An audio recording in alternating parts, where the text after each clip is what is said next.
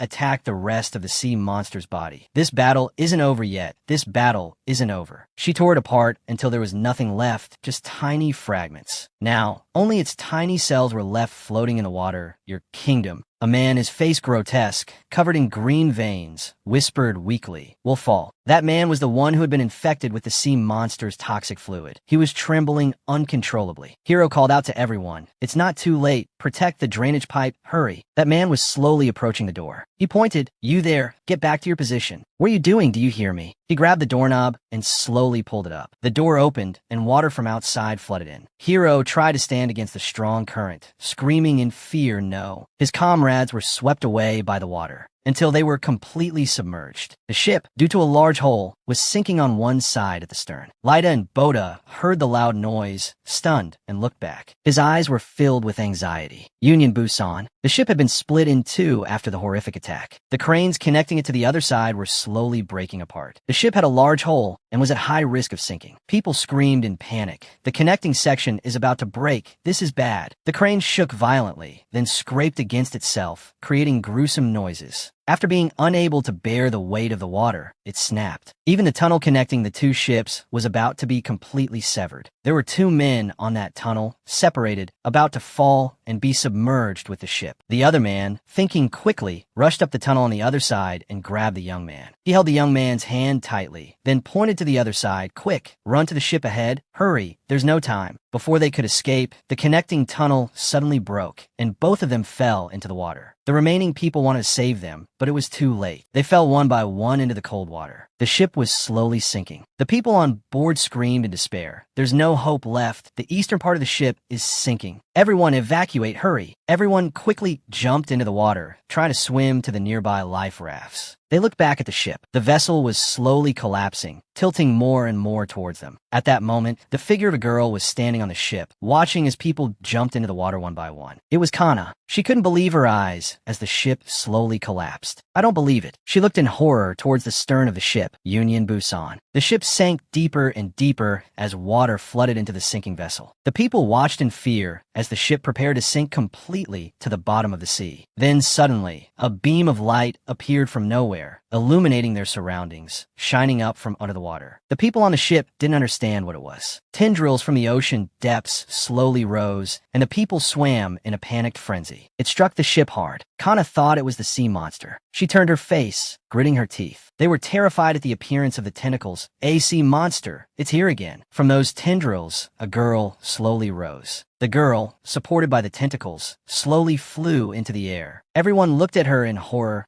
"A human? How is that possible?" The little girl looked up. It was Lyda, her deep blue eyes filled with infinite sorrow. Everyone was astonished, staring at Lyda. Kana was bewildered. Lyda. Just then, Boda also slowly emerged from the water. He looked towards the little girl. Lyda stood right at the breach where water was flooding in. She planted herself in that spot. Lyda. The people around were horrified. That's a demon, not a human. After hearing those words, the little girl's heart grew even more gloomy and sad. All the people on the ship looked at the little girl in fear. They didn't dare to say a word, just watched in silence. The little girl felt just like that time. The feeling of being ostracized, feared, it's happening again. Lyda remembered when she was little, how everyone feared and shunned her. Just like the people at Oasis Port back then. Boda looked at the little girl anxiously. Lyda, hide your tentacles, quickly. Lyda smiled a bitter smile. She accepted the harsh reality. Brother Boda, I have no way back. She looked at Boda. This is the only way I can save these people. I have no other choice. Lyda pressed her lips together, suppressing the emotions welling up inside her. That I'm sorry, brother. Lyda used all the energy from her power to save the ship Union Busan. Boda and Kana both cried out her name in horror. Lyda, Lyda. The little girl thought about the venomous words, sea monster. Lyda recalled the memory of when she held Doctor for tightly.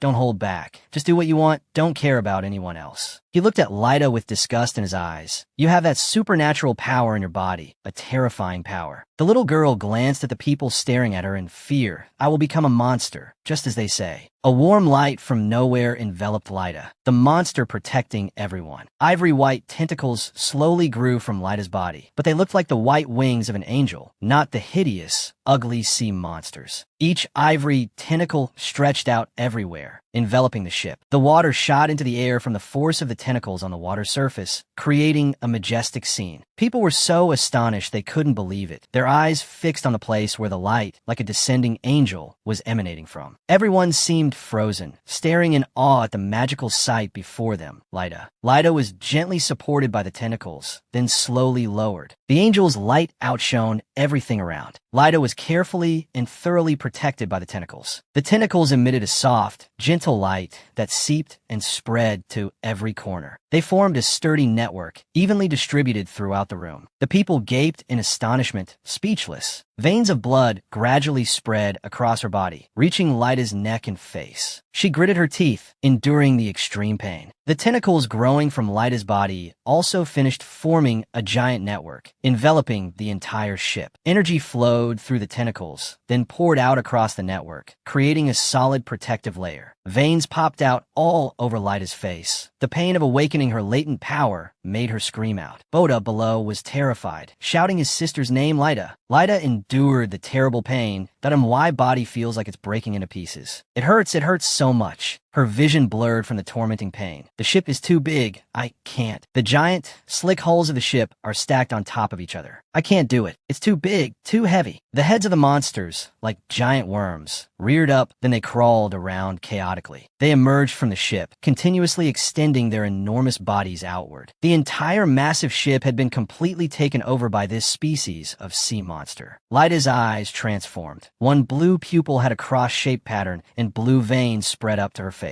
Lyda stared in astonishment at the monsters that kept appearing, more and more of them. The sea monsters, resembling giant worms, spat out a kind of white silk from their mouths. The silk spat out by the sea monsters all headed towards Lyda, who was standing in the center of the ivory tentacles. Lyda was slightly panicked, watching the silk slowly approach her. In a sealed room, the water had risen more than halfway. Hero's group was trapped inside, the water already up to their chests. They both cried out for help in fear. Help! There are people in here! Someone save us! Hero noticed the water was moving strangely. A small whirlpool slowly appeared beside him. The whirlpool quickly grew, its radius getting larger and larger. Hero was astonished, muttering, "Is the water receding? What's happening?" The sea monster's tentacles occupying the ship were continuously sucking water into their bodies, causing them to swell. One of Hero's subordinates shouted, "Sir, look at the tentacles. What are they doing? They look so strange." The mouths of the beasts contracted continuously, sucking water into their bodies. The mouths protruding outside continuously spewed water out like waterspouts. They worked tirelessly to spray out water, creating a chaotic scene. Lyda turned her head, looking at the not-so-beautifully shaped sea monsters, and suddenly felt a sense of relief in her heart. Her strength had reached its limit. Lyda's face turned as white as a sheet. She struggled to sit up, prying open her heavy eyelids, feeling grateful in her heart. "Thank you." The ship experienced another strong tremor. The people tried to lower themselves, clinging tightly to the ship's railing to maintain their balance. Everyone was terrified by the violent shaking of the ship. The huge vessel tilted completely to one side, and high danger of sinking. Outside, sharp underwater rocks protruded from the water surface. The water spouts created by the sea monsters gradually weakened, and the ship slowly stabilized on the sea surface. Then it continued to part the waves, moving forward. Kana stood carefully on the protruding walkway. It had been weakened by the heavy impact. Kana's face grew worried. She called out cautiously, Lyda. Lyda was like a precious gem, lying in the center of the tentacle matrix, placed right at the bow of the ship. The people on the ship looked in amazement at the warm light shining down like a miracle. One of them clasped their hands, praying devoutly. Everyone looked up at the halo of life, stunned, unable to believe their eyes. A child, clinging tightly to his father, asked in confusion, "Dad, is she human? How is that possible?" The father didn't know how to answer, but don't know. The boy's eyes shone with boundless respect and admiration. "She really looks like an angel, so beautiful." The person holding the camera was also too shocked to speak. "That little girl saved the ship. It's unbelievable." Everyone on the ship simultaneously looked towards Lyda, the expression on their faces all the same, utter astonishment. They began to clasp their hands in prayer, as a gesture of thanks to the divine being who had saved them. It's a miracle, a true miracle. Lyda tiredly closed her eyes, sinking into a deep sleep. That little girl is an angel. Lyda was stuck to the tentacles at a very high position on the ship's hull. Boda struggled to climb up, trying to get closer to his sister. Lyda was weak, resting with her eyes closed. Boda called her name worriedly, Lyda. The strength in Lyda was completely depleted. The tentacles also began to withdraw from her body, causing her to slowly lean forward. Each connection to the tentacles gradually disappeared, and her center of gravity slowly shifted forward. Lyda began to fall. Boda, below, immediately reached out his arms to catch her. Lyda. Fortunately, he caught Lyda's hand. Boda threw himself downward, his hand gripping Lyda's ever tighter, wanting to pull himself closer to protect her. They both fell into the sea. The worm-like sea monsters also quickly dived down after them, all of them caught by the vast ocean. Boda gritted his teeth, his heart in a state of extreme panic. "Lyda, wake up, Lyda!" Lyda's eyes fluttered open, her vision gradually becoming clearer. "Brother." Boda seemed to hear Lyda's faint call. The tension in his face relaxed. "Yeah, it's me. Are you okay? Are you hurt?" Lyda was still slowly sinking into the deep, dark sea. "Brother." The sea monster Guntuka appeared in my head again. "Guntuka came here looking for me. The sea monsters will never stop searching for me. They want me dead. You have to be careful." Boda frowned. "To hell with them. Let them come if they want. I'm not afraid. That's why I became a guardian, to protect you."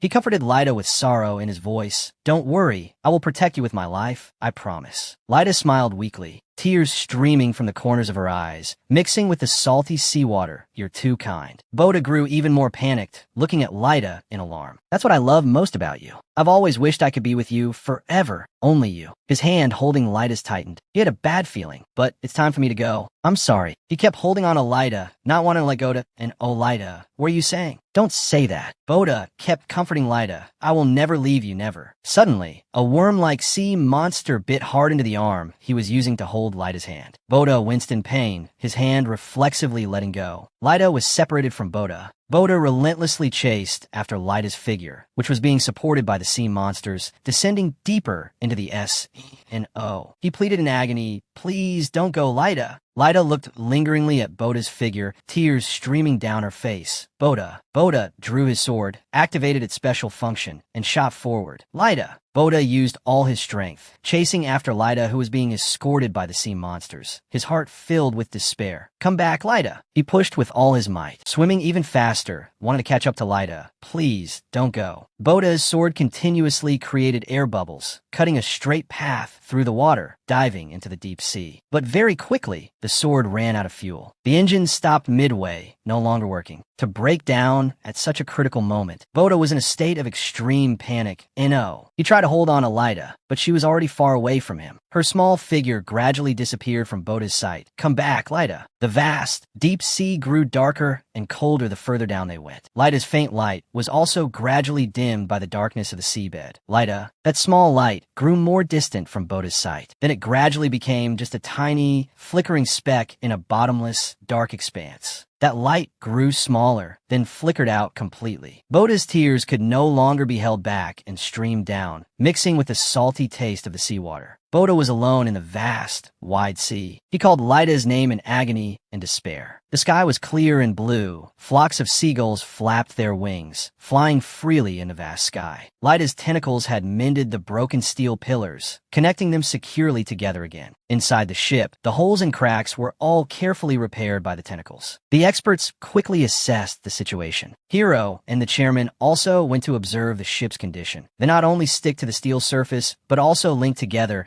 as a single entity. It's miraculous. Lyta, Hiro pointed out the important connection points, that if we just cut this flesh, the ship will once again face the risk of sinking. We can't do that. The chairman looked silently at the tentacles clinging to the railing. Terrifying. This power is too great. Looking at the traces Lyta left behind, he couldn't help but marvel. How could a little girl do this? It's unbelievable. Boda sat pensively on a chair, his face showing an unprecedented ferocity, his eyes carrying a deep-seated hatred. Kana approached, standing next to Boda.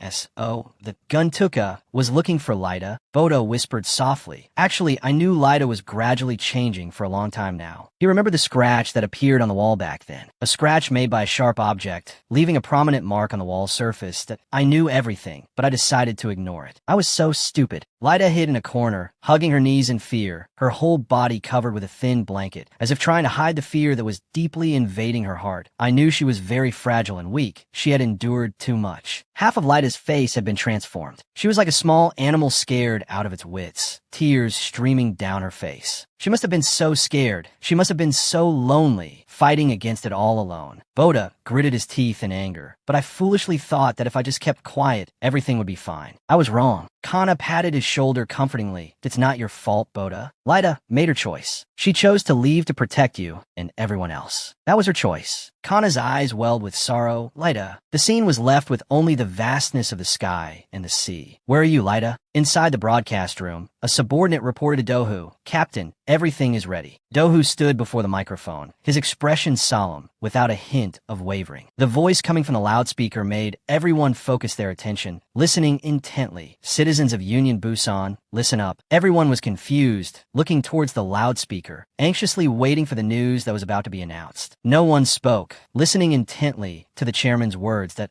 in our journey over the past 100 years, we have never faced any sea monster as ferocious as today's. The crisis occurred. The floating city was heavily devastated. Flames engulfed everything on the island. Oasis port. Overwhelming grief washed over the survivors of the massive sea monster attack as they clung to the bodies of their loved ones. We all know that these monsters will never stop. They will never give up. Countless bodies are scattered across the ground. A horrific sight. Mao's eyes were empty, lifeless, filled with extreme sorrow and disbelief at what was happening. His loved ones had lost their lives at the hands of the bloodthirsty sea monsters, whose craving for human blood only grew stronger. Mao clenched his teeth, an unquenchable hatred surging within him. His face was filled with murderous intent, hatred completely consuming him. His enmity for the sea monsters deepened. We must not falter, ever. The floating island could no longer hold. It slowly sank into the deep, abyssal sea. Akroma, the place that held every emotion, every beautiful memory, was utterly destroyed, gradually vanishing from the world map. The people watched in pain and despair as their home was incinerated, with nothing left. Their vacant eyes stared at the tragic scene before them, tears falling ceaselessly. We cannot just sit here and wait to die. We have to do something. Akroma and his comrades' eyes were also red with anger, watching their homeland being utterly destroyed. The once prosperous and magnificent city was now in ruins, desolate. The floating city of New York, with smoke and fire billowing furiously. The architectural structures had completely collapsed. All that remained was desolation and death. A powerful foot stepped onto the rubble. Clark Miller's team stepped over the ruins, weapons in hand, bravely charging forward, leading the charge to annihilate the sea monsters. We must unite, fight together. Tasa and Uku scanned their surroundings. We must unite. The people quickly regained their spirits, their determination surging fiercely. We will win, definitely. Kana and Bran regained their morale. Boda also set aside his sorrow, rediscovering his will to fight. The people were all fired up, ready to fight to the end. The guild master spoke heroically. Let's show those sea monsters the strength and capability of us humans. We are not weak. As soon as the guild master finished, thunderous applause erupted, cheers echoing throughout the hall. Everyone was thoroughly convinced by the guild master. They had found hope to live again. Everyone responded enthusiastically. All residents of Union Busan had undergone training, a plan to destroy the sea monsters. We will succeed. Boda and the other divers began to discuss battle strategies, preparing for the final battle. Goat spoke up, "Where are you going to find their nest? In this vast ocean, where should we attack?" Boda's face darkened. Lyda, he recounted what Lyda had once told him. Lyda was at the bottom of the sea. She saw the word Jenner carved on the ship's hull. She said she saw their nest where the Jenner ship sank. The seabed, scattered with various sunken ships, appeared right before Lyda's eyes. Guntuka hid behind the ship that was speeding across the sea. Guntuka had piloted the Jenner from that shipwreck graveyard. A team of exploring divers discovered the ship. They gathered their manpower and began searching for clues. Boda looked at the red box placed on the table. "This is the box we retrieved from the Jenner ship. The box has been in seawater for a very long time, covered in parasitic creatures. Their nest must be near where thousands of ships sank about 135 years ago. This can lead us there for sure." Lin was overjoyed. "Yes, we can retrieve the GPS data. Where is it? Can we find it?" The map displayed on the computer screen, marking a specific location. Knew it. It's in the middle of the Pacific, near the Emperor's Seamount chain. Boda fell into deep thought. The Emperor's Seamount chain. The sea monster chasing Lyda is there. I have to go there. Lyda's small, tear-streaked face appeared in his mind again. Lyda. Boda clenched his fists, his resolve hardening like iron. "I will bring my little sister back, definitely." His spirit blazed, his eyes shot with red veins. Boda gritted his teeth, forcing out each word. "I will bring her back. Even if I have to kill every monster in this ocean, I will do it. Never give up." His eyes were completely consumed by anger and hatred fight. The sun gradually sank below the deep sea as fleets of ships followed one another, continuing the long journey. The Akroma survivor fleet. The boat cut through the waves, gliding over the vast sea surface. The ceiling lamp, lit, shook with every beat of the waves. On the table, a map was spread out, crisscrossed with complex trajectory calculations. Jocko and Akama were huddled together, discussing that IT will take at least another 15 days to reach the floating city of New York at this speed. Fresh water and fuel could also become a serious concern. They both looked up and saw the people sitting dejectedly in a corner, lost in thought. Will we get there safely, or will we face danger again? The sunset dyed the entire sky red. The sun has set, and night is about to fall. The guards hurriedly urged the people inside the ship's hold. "Everyone get inside, quickly. The sun is setting. It's not safe." The heavy iron door slammed shut. The guards used all their strength to turn the lock, ensuring the door was securely fastened. Night fell quickly, plunging everything into a dark, silent blackness. The sea was eerily calm. The ceiling lamp suddenly began to shake violently. The people sat on the floor, hugging their knees, their faces showing extreme worry and anxiety. In their hearts, they prayed silently, hoping the gods above would take pity and help them overcome this ordeal. Most showed extreme panic and fear, their bodies trembling with each tremor of the ship. On the side of the ship, a mother was holding her child, lulling them to sleep. She noticed the ship's movement, panicked, and retreated, holding her precious child even tighter. Jocko and Akama detected a strange noise. They immediately grabbed their guns and advanced with light steps. They signaled for the mother to be quiet and move to a safer place. Jocko had a good idea of the situation and couldn't help but tremble. Akama stood beside him, panicked, gritting his teeth to calm himself. "It's the sea monsters. They're here again." On the sea's surface, two shark fins slowly emerged. Then they moved closer to the ship. The fleet was surrounded by sharks. A monster of unknown shape was slowly climbing up the side of the ship. The monster looked like a dolphin, but had long tentacles. It was trying to cling to the ship's side and climb inside. Its tentacles struck down powerfully, shattering a corner of the ship. The loud noise made the people in the hold even more terrified. Each attack rained down on the ship like a heavenly blow. The ceiling of the hold shook violently, dust falling everywhere. It was like giant boulders striking the terrified hearts of everyone sheltering inside. On the deck, they're climbing up. They've gotten in. Suddenly, all the vibrations stopped. The panicked faces of the people froze, motionless. Fear rose in their hearts. They felt death was near, very near. The tremors started again. Frightened children huddled in their parents' arms. The atmosphere in the hold was extremely heavy, suffocating. Tentacles relentlessly attacked the deck, nonstop. The ship, under the fierce assault of the sea monsters, had reached its limit. A final blow from above descended, splitting the ship in two, sending debris flying everywhere. Fear enveloped the entire hold. Everyone held their heads, trembling in fear, endlessly praying for some miracle to happen. The people screamed in despair. "It's the sea monsters. We're going to die. We're all going to die." There's no hope left. The ceiling lamp shook violently, as if about to fall. Jaco's team held their guns in a defensive stance, staring up at the deck ceiling, where the most intense vibrations were coming from. The ship's lock suddenly turned, creating a horrifying scraping sound. The people panicked, backing away, staring at the valve lock that was opening with dizzying speed. Jaco shouted, "Akama, raise your gun, get ready to fight." Akama shouted back in response, ready to fight. The whole door slowly opened, revealing a faint glimmer of light. Contrary to what everyone imagined, the person who appeared behind the door was Boda. Boda, along with Kana and Bran, had already defeated the sea monsters. He smiled gently, asking with concern, "Is everyone okay? Is anyone hurt?" Akama's eyes widened in surprise. "Who are you? Why are you here?" Boda smiled friendly. Boda's group stood amidst the corpses of the sea monsters, looking down at the deck holding hundreds of people.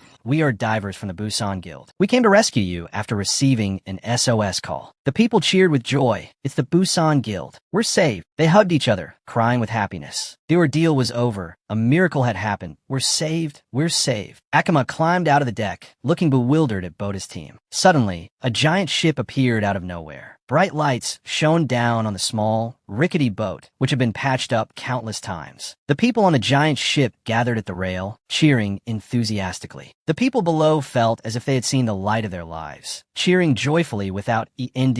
"It really is the Busan Guild. We're saved. I can't believe it." Akama relaxed and introduced himself. "Thank you. We are the survivors of Akroma, heading towards the floating city of New York." Boda replied, "Coincidentally, we're heading the same way. It must be fate." The two shook hands. "Let's go together. We'll be safer." The ship of the Notre Dame Guild slowly moved alongside the giant ship of the Busan Guild. "The Busan Guild will escort everyone, don't worry." Half of the ship's hull was slowly swallowed by the sea, its debris floating on the surface. The Notre Dame Guild ship had been sunk by the terrifying invasion of 7 sea monsters. The dawn slowly broke over the horizon at Oasis Port, a chaotic mess, with only a part of it visible above the sea and the dead port largely destroyed. A massive explosion occurred, and a floating city, just like that, sank slowly to the bottom of the deep sea. The fire blazed furiously, burning away all hope of survival for the people on the ships not far away. Akroma was completely destroyed, with only a small number of refugees surviving. Bodies lay scattered everywhere, blood pooling on the ground. 30% of the entire population was wiped out in just one short day. The giant monsters stared at their prey, the small, weak humans with little strength to resist. The world's most important strongholds had been severely damaged. Therefore, they decided to discuss a new campaign, eradication, a plan to annihilate all the bloodthirsty sea monsters. The giant Busan ship led the convoy, cutting through the waves to continue its long journey. The survivors gathered together, returning to the floating city of New York. A floating city appeared faintly in the distance. The people couldn't contain their joy, shouting happily, "There's New York. We're almost there." Their eyes followed the floating city in the distance, a strong hope for a peaceful life rising in their hearts that's so peaceful. Boda and Kana stood on the ship's rail, feeling the gentle, cool breeze that carried the breath of life. The fear of near death from the previous night had completely vanished, joy filling the faces of the Akroma team. Sonia and Goat also relaxed, enjoying these rare moments of peace. A flock of seagulls soared in the clear blue sky. Boats and ships bustled in and out. The floating city of New York, an advanced, modern city, was completely different from other floating cities. The Statue of Liberty stood majestically high above, the torch in her hand seeming to shine a light, guiding humanity out of danger and disaster. The people on the ship rushed to the rail, admiring the city's prosperity and magnificence. "Look, the beacon of hope. It's so beautiful." The guild master stepped forward. A sailor on the ship received an order and contacted the city commander via radio. "This is the Busan Guild. We request permission to enter the port." High up on a platform, a high-ranking official of the floating city was observing with binoculars. An officer standing next to him relayed the instruction over the radio. "This is the floating city of New York. You are permitted to enter." The floating island's commander and his staff stood on the observation deck, right at the tip of the Statue of Liberty's nose, offering a warm welcome. "Welcome to New York. Welcome, everyone." the city's special structure became visible. The floating city of New York is a large, cone-shaped floating city built to withstand even large waves, a unique design. There is no engine suitable to move this city far. It is too large. Sonia explained the history of the floating city of New York. There used to be 3 floating cities. Flames erupted, consuming 2 of the cities, then gradually sinking them to the bottom of the deep sea. But 2 of them were sunk by a massive explosion, and now only one remains, which is New York. Boda's group disembarked and entered the city's territory. They said this city is the last fortress humanity could build. It's truly incredible, a wonder. Sonia, excited, spread her arms wide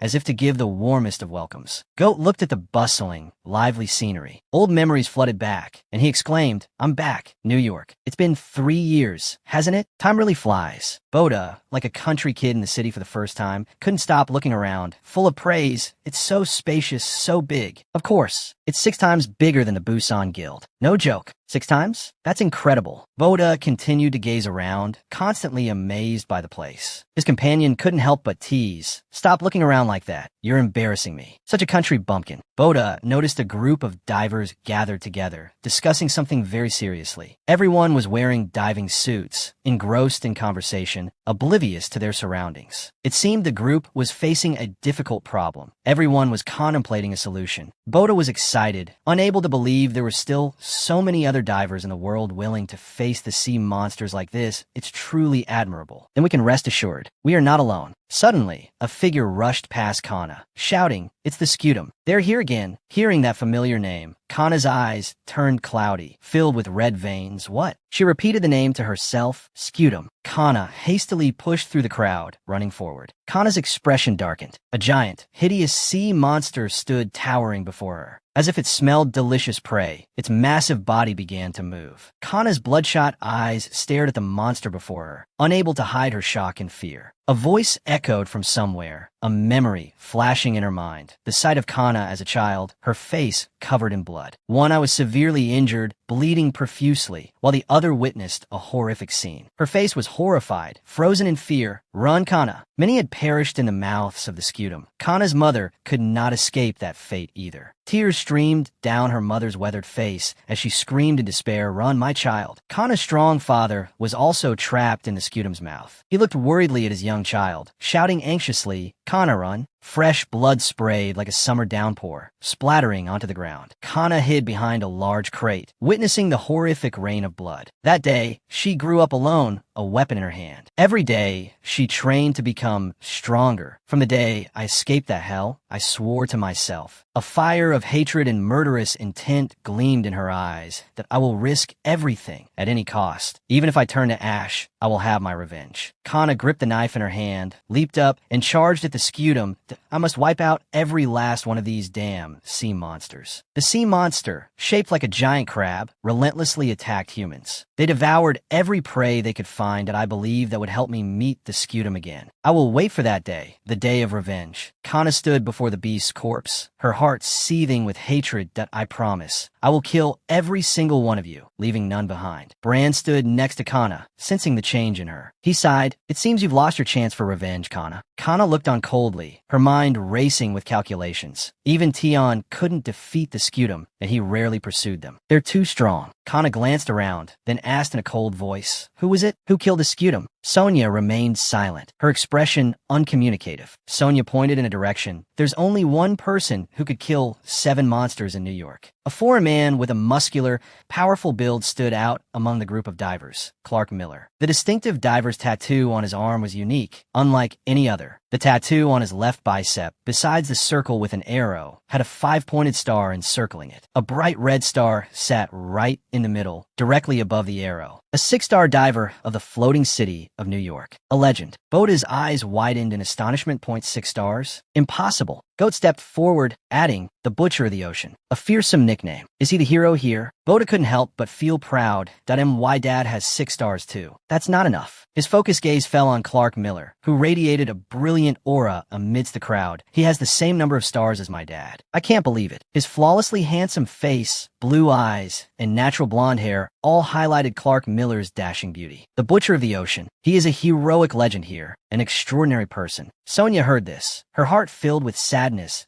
A heroic legend. Suddenly, as if by some force, Clark Miller turned towards her, his face lighting up as he walked over. Boda reminded, he's coming this way. He extended his hand, offering a warm greeting. Hello, I'm a diver from the bus. But in a flash, he completely ignored him, walking straight past without a glance. Sonia stood ahead. She braced herself, then startled, her eyes widening in shock. Clark Miller rushed forward with a smile and pulled her into a hug, saying cheerfully, Sonia, you're back. I missed you so much. The girls around them saw this and cheered loudly. Clark is hugging her. I'm so jealous. I wish that were me. Boda's eyes widened, and he asked through gritted teeth, are they lovers? Why are they so intimate? Goat's face darkened, the brim of his hat hiding half his face. Actually, this happened a long time ago. Sonia was extremely uncomfortable being hugged by him, her teeth grinding audibly. Her hand trembled as she warned, stay away from me, Clark. He hugged her even tighter, his eyes flashing with a cunning glint, and reminded her, what are you going to do? Everyone's watching. Aren't you afraid of losing face? Hearing his warning, her eyes widened in disbelief. Why am I still so afraid of him? Impossible. She remembered the look in his sharp eyes from years ago. Her whole body felt as if it were sinking into an endless darkness. It was just that she painfully remembered the past, a giant looking at her with disgust. The me from 3 years ago, treated like a useless object, nothing more. She gritted her teeth, her eyes wide. Have I not changed at all? Still so weak. Suddenly, he let go of her, leaving her slightly surprised. Bran stepped forward, shielding her, and said politely, it's an honor, Sir Clark Miller. But he was met with a disdainful sigh. He showed open contempt, walking past Bran and taunting, don't block my way, you measly 3-star. Bran, scorned by him, gritted his teeth and clenched his fists in frustration, but could do nothing. He approached her and whispered. She left New York, said she was going to become some kind of mercenary. I'm disappointed, Sonia. He raised an eyebrow, looking at her contemptuously. Are you still like this, hanging out with those failures? You need to associate with people on your level, not these small fry. Boda heard his words, so angry that a vein popped on his forehead, emphasizing each word, those. Bran's face was no better. He asked in a strained voice, failures. Sonia was still lost in the deep shadows of her past. She gritted her teeth enough. She boldly glared at Clark Miller, without a trace of fear. Her eyes radiated an unusual determination and courage. Don't talk about my friends like that. They are not failures. Sonia moved closer to his mocking face and shouted a warning. You can do whatever you want to me, but if you dare touch my friends, I will not forgive you. Remember that. He smiled, glancing at her, that you're still so rude, Sonia. If you want to go with those incompetent people, go ahead. I won't stop you. He paid no attention to her warning and added, I'll take care of you whenever you come back. Don't worry. Suddenly, he turned and saw the boy's face full of dissatisfaction. He asked cheekily, what do you want? The boy didn't hesitate, speaking his mind bluntly. I don't like you. His eyes were filled with a cold, decisive look as he asked, who do you think you were to talk to us like that? What right do you have? He had no patience to listen to the boy, cutting him off. Listen, I'm not someone a no-star kid like you can talk to. Got it. The boy's eyes began to widen, radiating a cold, murderous aura. He quickly pushed his hand away without a moment's hesitation. Seeing that he was being completely ignored, the boy asked, you're a 6-star diver, right? His face was flushed with anger as he criticized, but your arrogance must be worth at least a few stars, right? Or is it all just for show? He lost his patience, warning irritably, don't start a fight, kid. You'll only hurt yourself. There's no benefit. Hearing this, the boy became excited, raising an eyebrow to tease. You deserve another star for being so good at shutting people up. Truly amazing. Clark Miller's eyes widened at that, and he cursed, you piece of trash, you want to die? The people around them, sensing the tension, began to whisper, are they going to fight? It looks intense. Seeing this, everyone got excited, shouting, fight, fight. The other guy was still about to boast, I'll show you the difference between 6 stars and... But before he could finish, the boy interrupted, you talk way too much. Clark Miller, being cut off, his face darkened, radiating murderous intent. The two pairs of fiery eyes stared at each other, then like a flash of lightning. They both lunged at each other, throwing a flurry of punches and kicks. His punch narrowly missed the boy's face, and the boy's blow was just as close, no less formidable. The crowd around them, seeing this fiery combat, roared with excitement. They're fighting. Clark is fighting. Bran on the opposite side was also shouting encouragement. Kick his ass, Boda! He threw a lightning-fast punch, but the boy easily dodged it with a slight lean, a truly masterful dodge. He spun around to unleash a continuous combo, but the boy still dodged it with ease. His face now looked extremely annoyed, grinding his teeth. Then he seized an opportunity to kick, but luckily the boy blocked it in time. The audience audience around them was wide-eyed and open-mouthed, not believing what was happening. Clark Miller started to lose his patience. This brat, is he really a no-star? He glared, raising his fist towards the boy, his voice menacing. How dare you? The boy was no pushover either, standing his ground without retreating. Just as the two were about to go all out, a small whirlwind suddenly appeared in the sky. The creator of the whirlwind landed forcefully, cracking the ground beneath, forcing Clark Miller and Boda to pause their fight, hastily covering their faces. The wind blew so strongly that the onlookers felt like their teeth would be blown out. A shining sword was drawn. He glanced at Kana and asked, "Who's this now?" Kana closed her eyes, calmly calling out the names of the two combatants, Clark Miller, Boda. Then she opened her eyes, her gaze sweeping over them with authority. "Did we gather here for you two to fight?" Boda, hearing the warning, backed down meekly like a puppy. "Sorry, Kana. I was just a little heated." Clark Miller was also taken aback when he saw her, Kana. The people around them were stunned upon hearing her name, then began to whisper, "Is she Kana? The girl who killed Zenat at Oasis Port? The one red star, the sea monster slayer." The men nearby were sweating, silently admiring. "She's really not like the rumors at all. Much more real." Clark Miller's eyes suddenly lit up. He recognized the 5-star insignia on her. A mysterious smile touched the corner of his lips. He approached her, intending to start a conversation. "Pardon me, I didn't recognize the slayer of sea monsters. Allow me to introduce myself. I am Clark Miller of the floating city of New York." She replied politely, "I am Kana of the Busan Guild." He looked at her intently, offering a compliment. "You're much more beautiful than the rumors say. Your visuals are way better than the rumors." She seemed accustomed to such compliments, only tilting her head slightly. Suddenly, he grabbed her hand. Boda, witnessing this from the side, was boiling with rage. His eyes stared at him as if to pierce through him, a look that screamed, "Stay away from my beloved wife." He looked at her gently, his voice sweet as honey. "We're looking for a diver just like you." This made Boda, standing nearby, freeze. To add weight to his offer, he even quoted a saying intended to belittle Boda's team.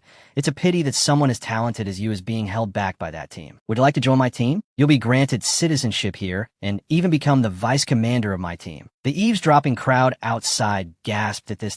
Vice commander and citizenship? That's incredible. Boda was also extremely worried, shouting, "Hey, what the hell are you talking about?" But before he could finish his sentence, she cut in. "That's a tempting offer." Hearing her say that, Boda's face turned gray, like a withered leaf. "Kana, are you really considering?" He smiled with delight at this. "Oh, you agree?" But her eyes suddenly became resolute, her voice high and powerful. "But I refuse. I never invite or mention benefits when choosing a leader." Bran breathed a sigh of relief at her decisive answer. Immediately after, ignoring the dumbfounded man, she and Boda turned and walked away. He and his cronies still hadn't processed what had happened. Tassa approached from behind and commented, "She seems hard to persuade, boss." He chuckled mysteriously. "I thought Kana was the only one in the Busan Guild, but..." His eyes followed Boda's retreating back, filled with calculation that IT seems we have a few more nuisances. Noticing Sonia's distressed expression, Gong asked with concern, "Are you okay, Sonia?" She grabbed his collar, shaking him and yelling, "I'm so mad. I should have ignored him. Why did I let him intimidate me again? I'm so frustrated." Gong rubbed his neck, teasing, "Well, you did look like a loser back there. You looked really pathetic." She exhaled sharply. "What?" The young man looked up, his eyes full of understanding. "Clark thinks he's the best diver." Then he looked down again, comforting her sincerely. "He thinks you're useless, but the truth is, you're not like he thinks." His gaze shifted towards his teammates, and Kana's back ahead, and he began to list when Jocko needed help, or in those life or death moments, when Oasis Port was on the brink of danger, or during the tough times, when Kana's team had no ship to dock at Busan, or the moments you fought with all your might, when Boda dueled with Kensi. Looking in her clear eyes, he continued to flex her good points. "You're always there whenever anyone needs help." He paused thoughtfully, then confessed his hidden thoughts. "I think that's why you are truly a wonderful person." Sonia, hearing this, looked at him with teary, moved eyes. Gong. Ahead, Boda and Kana also looked at her with encouraging eyes. But Bran appeared from nowhere, shattering the atmosphere with a blunt statement. "But you're not exactly wonderful. Just, I guess." Kana's face wrinkled slightly. "What?" The team walked together as Bran spoke up. "But you called us friends. So are we friends now?" Kana maintained her cool expression, replying, "I have no intention of being friends with you guys." Night fell, and a luxurious yacht drifted lazily on the vast sea. Meanwhile, on another rather old-looking boat at the Busan Guild, in the area known as the Dungeon, rooms with rusty iron bars appeared. The walls were covered with old newspaper clippings. An old professor was meticulously examining every detail. In the messy, cluttered room, his eyes were glued to a piece of paper on the wall. 2 young boys entered from behind, carrying a stack of papers, chirping, "This is the last of the data we recovered from the Jenner, Doctor." One of them curiously asked the professor, "Did you find anything?" The old man's eyes widened, a cunning smile spreading across his face. "I finally unraveled the secret of the sea monsters." At an old factory, Kana was carefully bandaging Boda's wound. Boda recalled the fight from earlier. "I'm sure I dodged the blow, so why does it still hurt so much?" He looked down at his shoulder, where a large bruise was forming. Here too, Kana sighed, looking weary. "You still don't know? Even after getting punched?" Kana began to review the fight. "You left an opening 3 times when you attacked, and ended up getting hit by 2 of Clark's feints. You lost your balance 4 times, while only managing to land a single blow. You need to move faster. Maybe it's because you've gained weight. You're significantly slower than before." Pretty pathetic. Boda was both embarrassed and dejected. "Why do you keep nagging me?" Kana's face was serious. "That you're not a child anymore. Learn to avoid brawls. Take care of these wounds first." Kana tried to reach the medical kit on her tiptoes. Boda, seeing this, quickly grabbed it for her. "Stop treating me like a child." They looked at each other, the air slightly awkward. Kana broke the silence. "Sit down." Then she began to bandage and treat his wounds. Accidentally touching a wound, Boda cried out. The close proximity and unexpected skin contact made his heart race. He involuntarily remembered that day. That kiss. He looked at Kana. He thought to himself, "Kana, should I ask if she remembers what happened that day?" After that, Kana interrupted Boda's train of thought. "All done, Boda." Boda snapped back to reality. Kana called out, bewildered, "Boda." Boda quickly collected himself. "What the hell am I thinking?" he muttered, then stammered, "Thank you, Kana." Kana looked at Boda with a hint of suspicion. "Oh, you have a fever again." Boda quickly waved his hands. "No. Doctor, for shelter." A rather messy room with countless documents plastered all over the walls. He sat pensively under the dim light. "I need more information. Why did that explosion happen at the Vagabandos crater? Something must have happened in the Pacific 130 years ago." Suddenly, from within the wall, tiny little fish swam out, hovering in front of him. They kept circling around just as his brain was struggling to keep up with the questions. He was disturbed again. He grumbled, "Don't bother me, I'm busy." But then a thought struck him. "You want me to follow you?" So he scrambled after the fish. He asked as he ran, "Where are we going?" Upon arrival, a giant, nauseating object appeared. "What is this giant thing?" He patted it. "Is this a shin bone or something? Is it hollow inside?" Suddenly, the ground shook violently, scaring him out of his wits. An earthquake. The fish tugged at his sleeve again. "Where do you want to go now? Is there something you want to show me?" All right. Following the fish up a rocky outcrop, for was astonished before Doctor, for was something enormous, looking like a giant octopus tentacle. He stared at it, chuckling softly. "That must be the nest. It's this big? It looks like..." Before he could finish, he picked up a strange object on him, looking at its bizarre shape and considerable size. A seed. Suddenly, the ground shook more violently, for fell down, shouting. He panicked. The earthquake is getting stronger. A volcano might erupt. At this point, the doctor had an epiphany. A volcano. He quickly turned his head back. He pointed at the giant object in front of him. It used the nest's tentacles as a conduit to pump seawater onto the land. The ground trembled, and columns of water shot up everywhere. For continued, so they created an artificial earthquake to make the volcano erupt. A calm voice rang out, "Correct?" For laughed loudly, turning his head back. "Of course, Lita." He hesitated. Or is it Naka? A girl appeared beside the doctor. He continued, "Anyway, what reason would they have to try to make a volcano erupt?" At this, he shouted, "Show me." The surrounding space shook violently. The giant nest suddenly exploded. From within, thousands of seeds, identical to the one he was holding, flew out in all directions. The strangely shaped seeds flew around, as if to capture all attention. For was astonished, then doubtful. Seeds. The explosion grew more intense. The silhouettes of the two stood against the light, silently facing the terrifying scene. First figure gradually faded into the light. A seed grazed his cheek. Suddenly, he was back in his research room. For snapped awake, I found it. The final piece. Boda jolted awake. At that moment, A also woke up in astonishment. Suddenly, a voice from Alpha spoke up. "Lita is definitely human." Amidst everyone's surprise, the person continued, "The people of Oasis Port can guarantee this." Everyone was surprised by Mao's appearance. The crowd whispered, "Mao." Kana also spoke up, "Sir Ipe."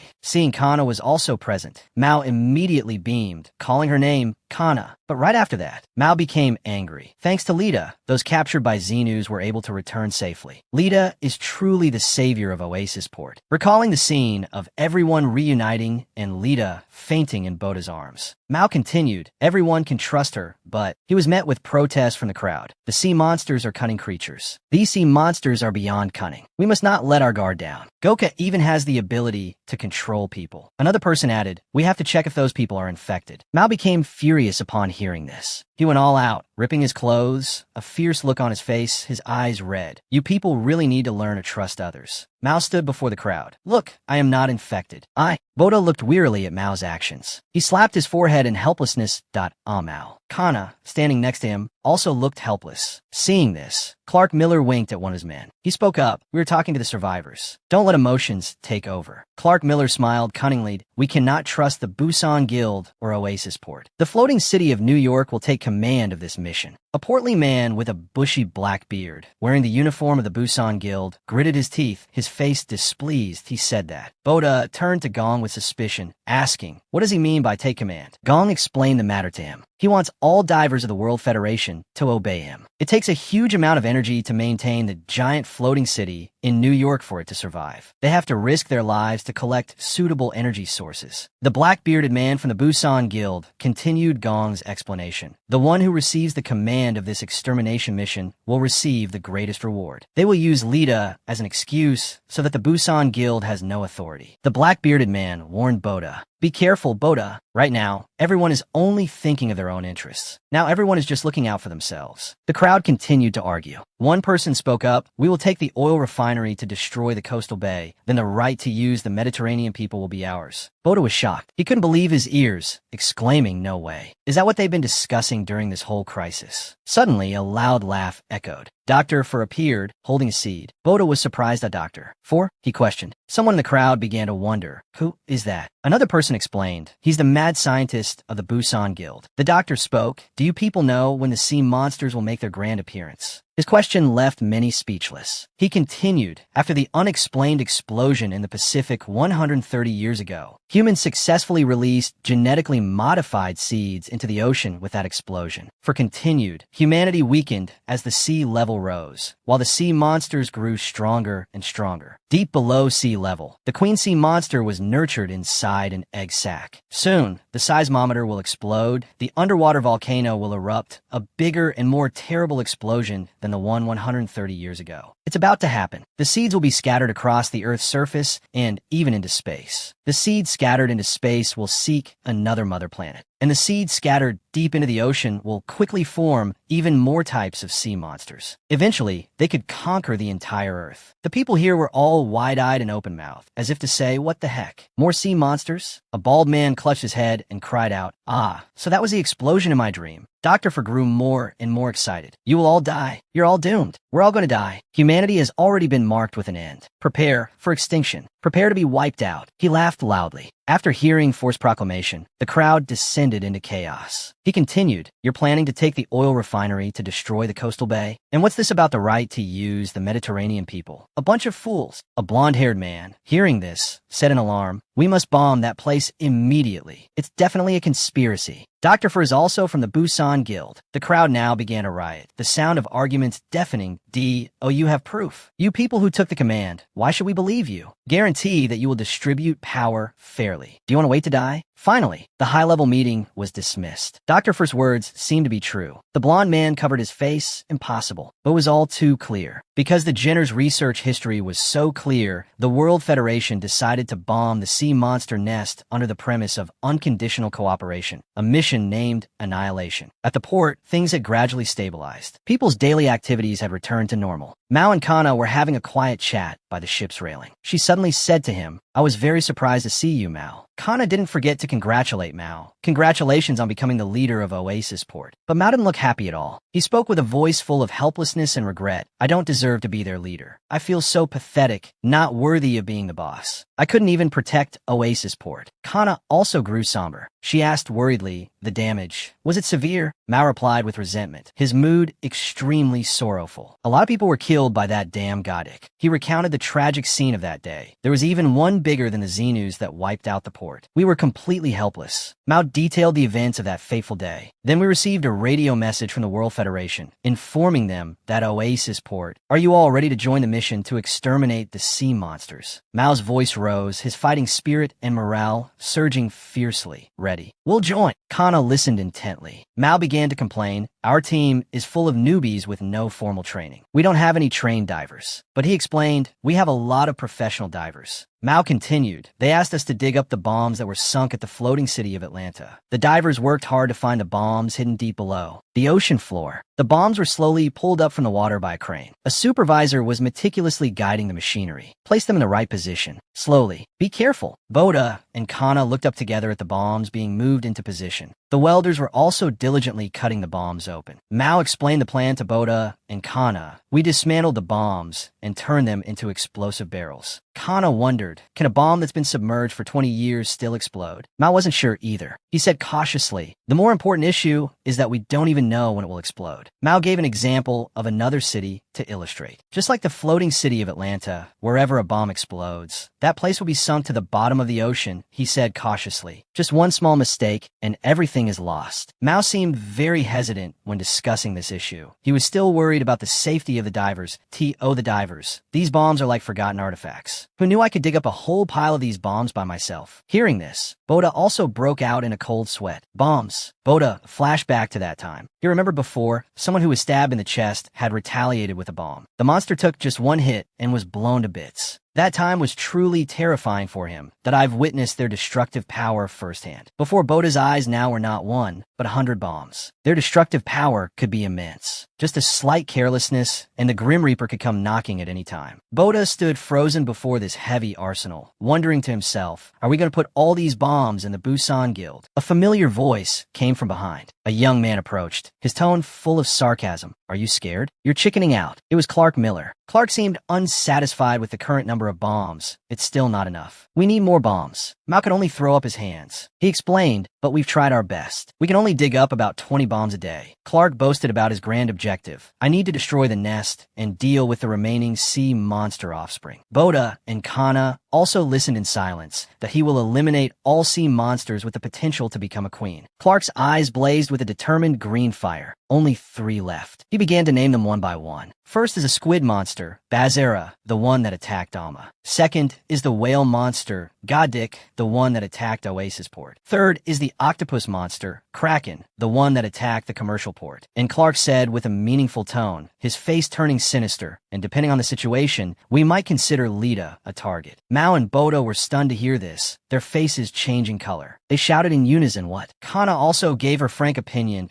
If Lita betrays humanity, she said resolutely, I will kill her with my own hands. Boda shouted Kana. Mao did the same. Kana didn't stop there. She made a firm demand. But if anyone dares to lay a hand on her, even a single hair, I swear I will slit their throat. I swear I'll make anyone who dares to touch her disappear. No more words were needed. Her eyes were sharp as ice, with no hint of a joke. They became fierce. She swore she would tear him to pieces. Remember these words, Clark. Clark pondered for a moment, then finally nodded. All right, I'm counting on you. As soon as Clark turned away, Mao angrily cursed, that damn bastard. Only Boda quietly watched him go. It seemed Boda had realized some truth. The ship continued to drift lazily in the vast ocean. Boda stood for a long time, his gaze distant, fixed on the sea. He thought of his sister, Lita. He closed his eyes, as if to send a message to the little girl. Where are you? Boda squeezed his eyes shut, slowly feeling Lita's presence in his mind, even if just for a fleeting moment. But I can feel you. The deep blue sea with its crashing waves, I can't imagine, he sadly told himself. Then pictured the little girl alone at the bottom of the deep sea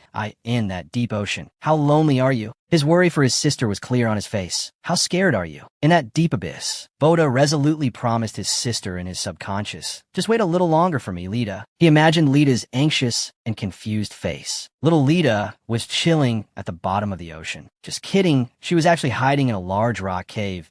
A T first. I was hiding in a deep cave at the bottom of the ocean. The little girl curled up, feeling as if she'd been trapped in this desolate place for a very long time. Lonely, that's all. Everything around is strangely quiet. Time seems to have stopped. I've been here for several days. The little girl timidly peeked her head out from behind a rock, carefully observing her surroundings. Sometimes she went out to find something to eat, while ferocious monsters still lurked outside. Lita carefully reminded herself, I have to be very careful so the sea monsters don't spot me. The little girl tiptoed, intending to catch a small crab, and thought to herself, I'm gradually getting used to this lonely, dull life at the bottom of the sea. While deep in thought, she was painfully pinched by the crab, so much so that she burst into tears. In the little girl's eyes, the vast ocean was a mysterious and cold world, beyond anyone's imagination. The little girl lamented, the ocean, how cold, dark, and desolate. Lita wandered around the coral reefs and seaweed. She was fascinated, but sometimes it's also really beautiful. I miss my brother so much at times. Lita surfaced again, watching the ships pass by. Her heart was heavy that I'm so lonely. I even sought out Boda. Alma extended a hand, his voice full of goodwill. Thank you. We are the survivors of Alma. We are heading to the floating city of New York. Boda also replied cheerfully. We are also on our way there. The two of them shook hands, showing their solidarity that let's go together. Their fateful meeting and promise were sealed that very night. From a distance, Lita spotted the familiar figures of her loved ones, Boda, Kana. She couldn't hold back her emotional tears. A nearby boy saw Lita and curiously pointed her out to his mother.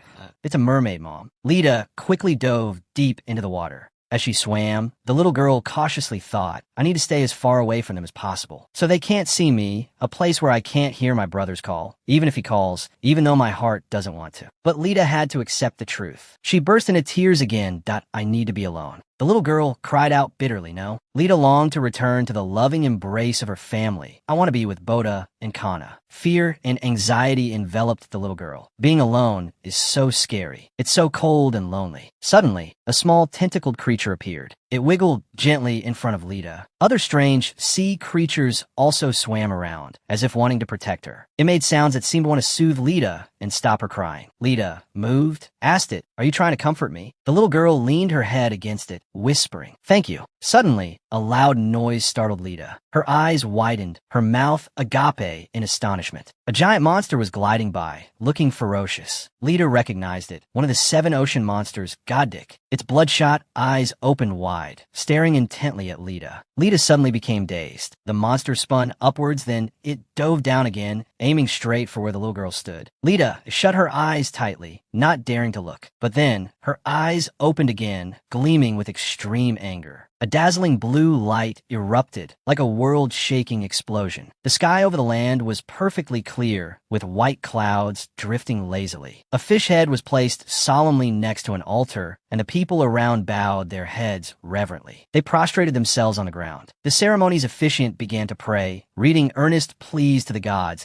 that we pray that you protect the ship and everyone. Protect us from the sea monsters. Other religions also had their own ways of praying to their gods. Before the day of battle, dolls in the image of the little girl were also created. Everyone pleaded earnestly, praying with all their hearts. The father raised a cross before the congregation, all praying as one. May peace come to them and their families through this turmoil. With countless beliefs and faiths, the steward approached Boda, handing the young man a small object. Take this. Boda held the strange object in his hand, asking blankly, What is this? The steward explained, then carefully instructed, This is a seagull skull. Always carry it with you. He told Boda about the arduous journey to obtain this item. I had to spend quite a bit to get this from a Benin shaman. They say the seagull's spirit will protect you from the sea monsters. The steward was moved to tears. Please be careful. It's not just the sea monsters that are dangerous. Boda sensed his sincerity and replied earnestly, All right, I'll carry it with me. A ship guard reported to his superior, Captain, the civilians are done. All sailors are on deck. The connection has been detached. Connection detached. The captain commanded loudly, Open the sea lane. The ship began to move away, leaving the port, preparing for a stormy voyage. Everyone on the ship shouted in unison. The Busan Association is ready to set sail. The majestic ship glided swiftly over the sea, as if ready for the long journey ahead. People cheered endlessly for those setting sail. Take care, everyone. They waved to encourage the sailors, shouting loudly, Bring us back a victory. Girls called out to their lovers, sending words of love, I love you. Don't die, okay? Don't go kicking the bucket. The young man replied to his lover, My love, don't worry. He gave the girl hope that I will return soon. An announcement from the ship rang out. The Busan Association is on the move. Acrobat shouted, giving the order to the entire army. Follow them. Acrobat will stand shoulder to shoulder with the Busan Association. The Benin faction also cheered, showing their spirit of unity. They also declared Benin will also fight alongside the Busan Association. The command was given. Everyone got into combat readiness. An announcement rang out, to your positions. The ships began to prepare for the battle. They sped along. Clark observed through his binoculars, then said, Acrobat, Benin, even Oasis and the Busan Association have allied. He showed open contempt that a swarm of flies is still just a swarm of flies. A swarm of gnats is still just a swarm of gnats. What can they do? He was extremely smug and complacent with his forces. Our New York Army is much stronger. The Army's equipment is incredibly modern. The New York fleet with the ship Jersey, the ship Manhattan. Clark was supremely arrogant, believing himself to be the strongest. The strongest is the one with the greatest destructive power, he shouted, rallying the soldiers. Soldiers, advance for the future of New York. All responded in a powerful chorus. The two warships prepared for a large-scale battle. Jersey Manhattan attack. The loud announcement echoed across the warship to everyone. Our destination is the Neptune chain. Let's go to the Pacific. They had finally reached the world's largest ocean. The Pacific, a sea as deserted as a locked pagoda, without a human footprint for a century. Divers had explored depths of thousands of meters. To understand the deep mysteries of the ocean, humans utilized the remaining ruins of large cities or industrial facilities as valuable resources. The Pacific, with no such ruins, was like an arid desert for those who lived off marine resources. The sunset dyed the sparkling sea surface red.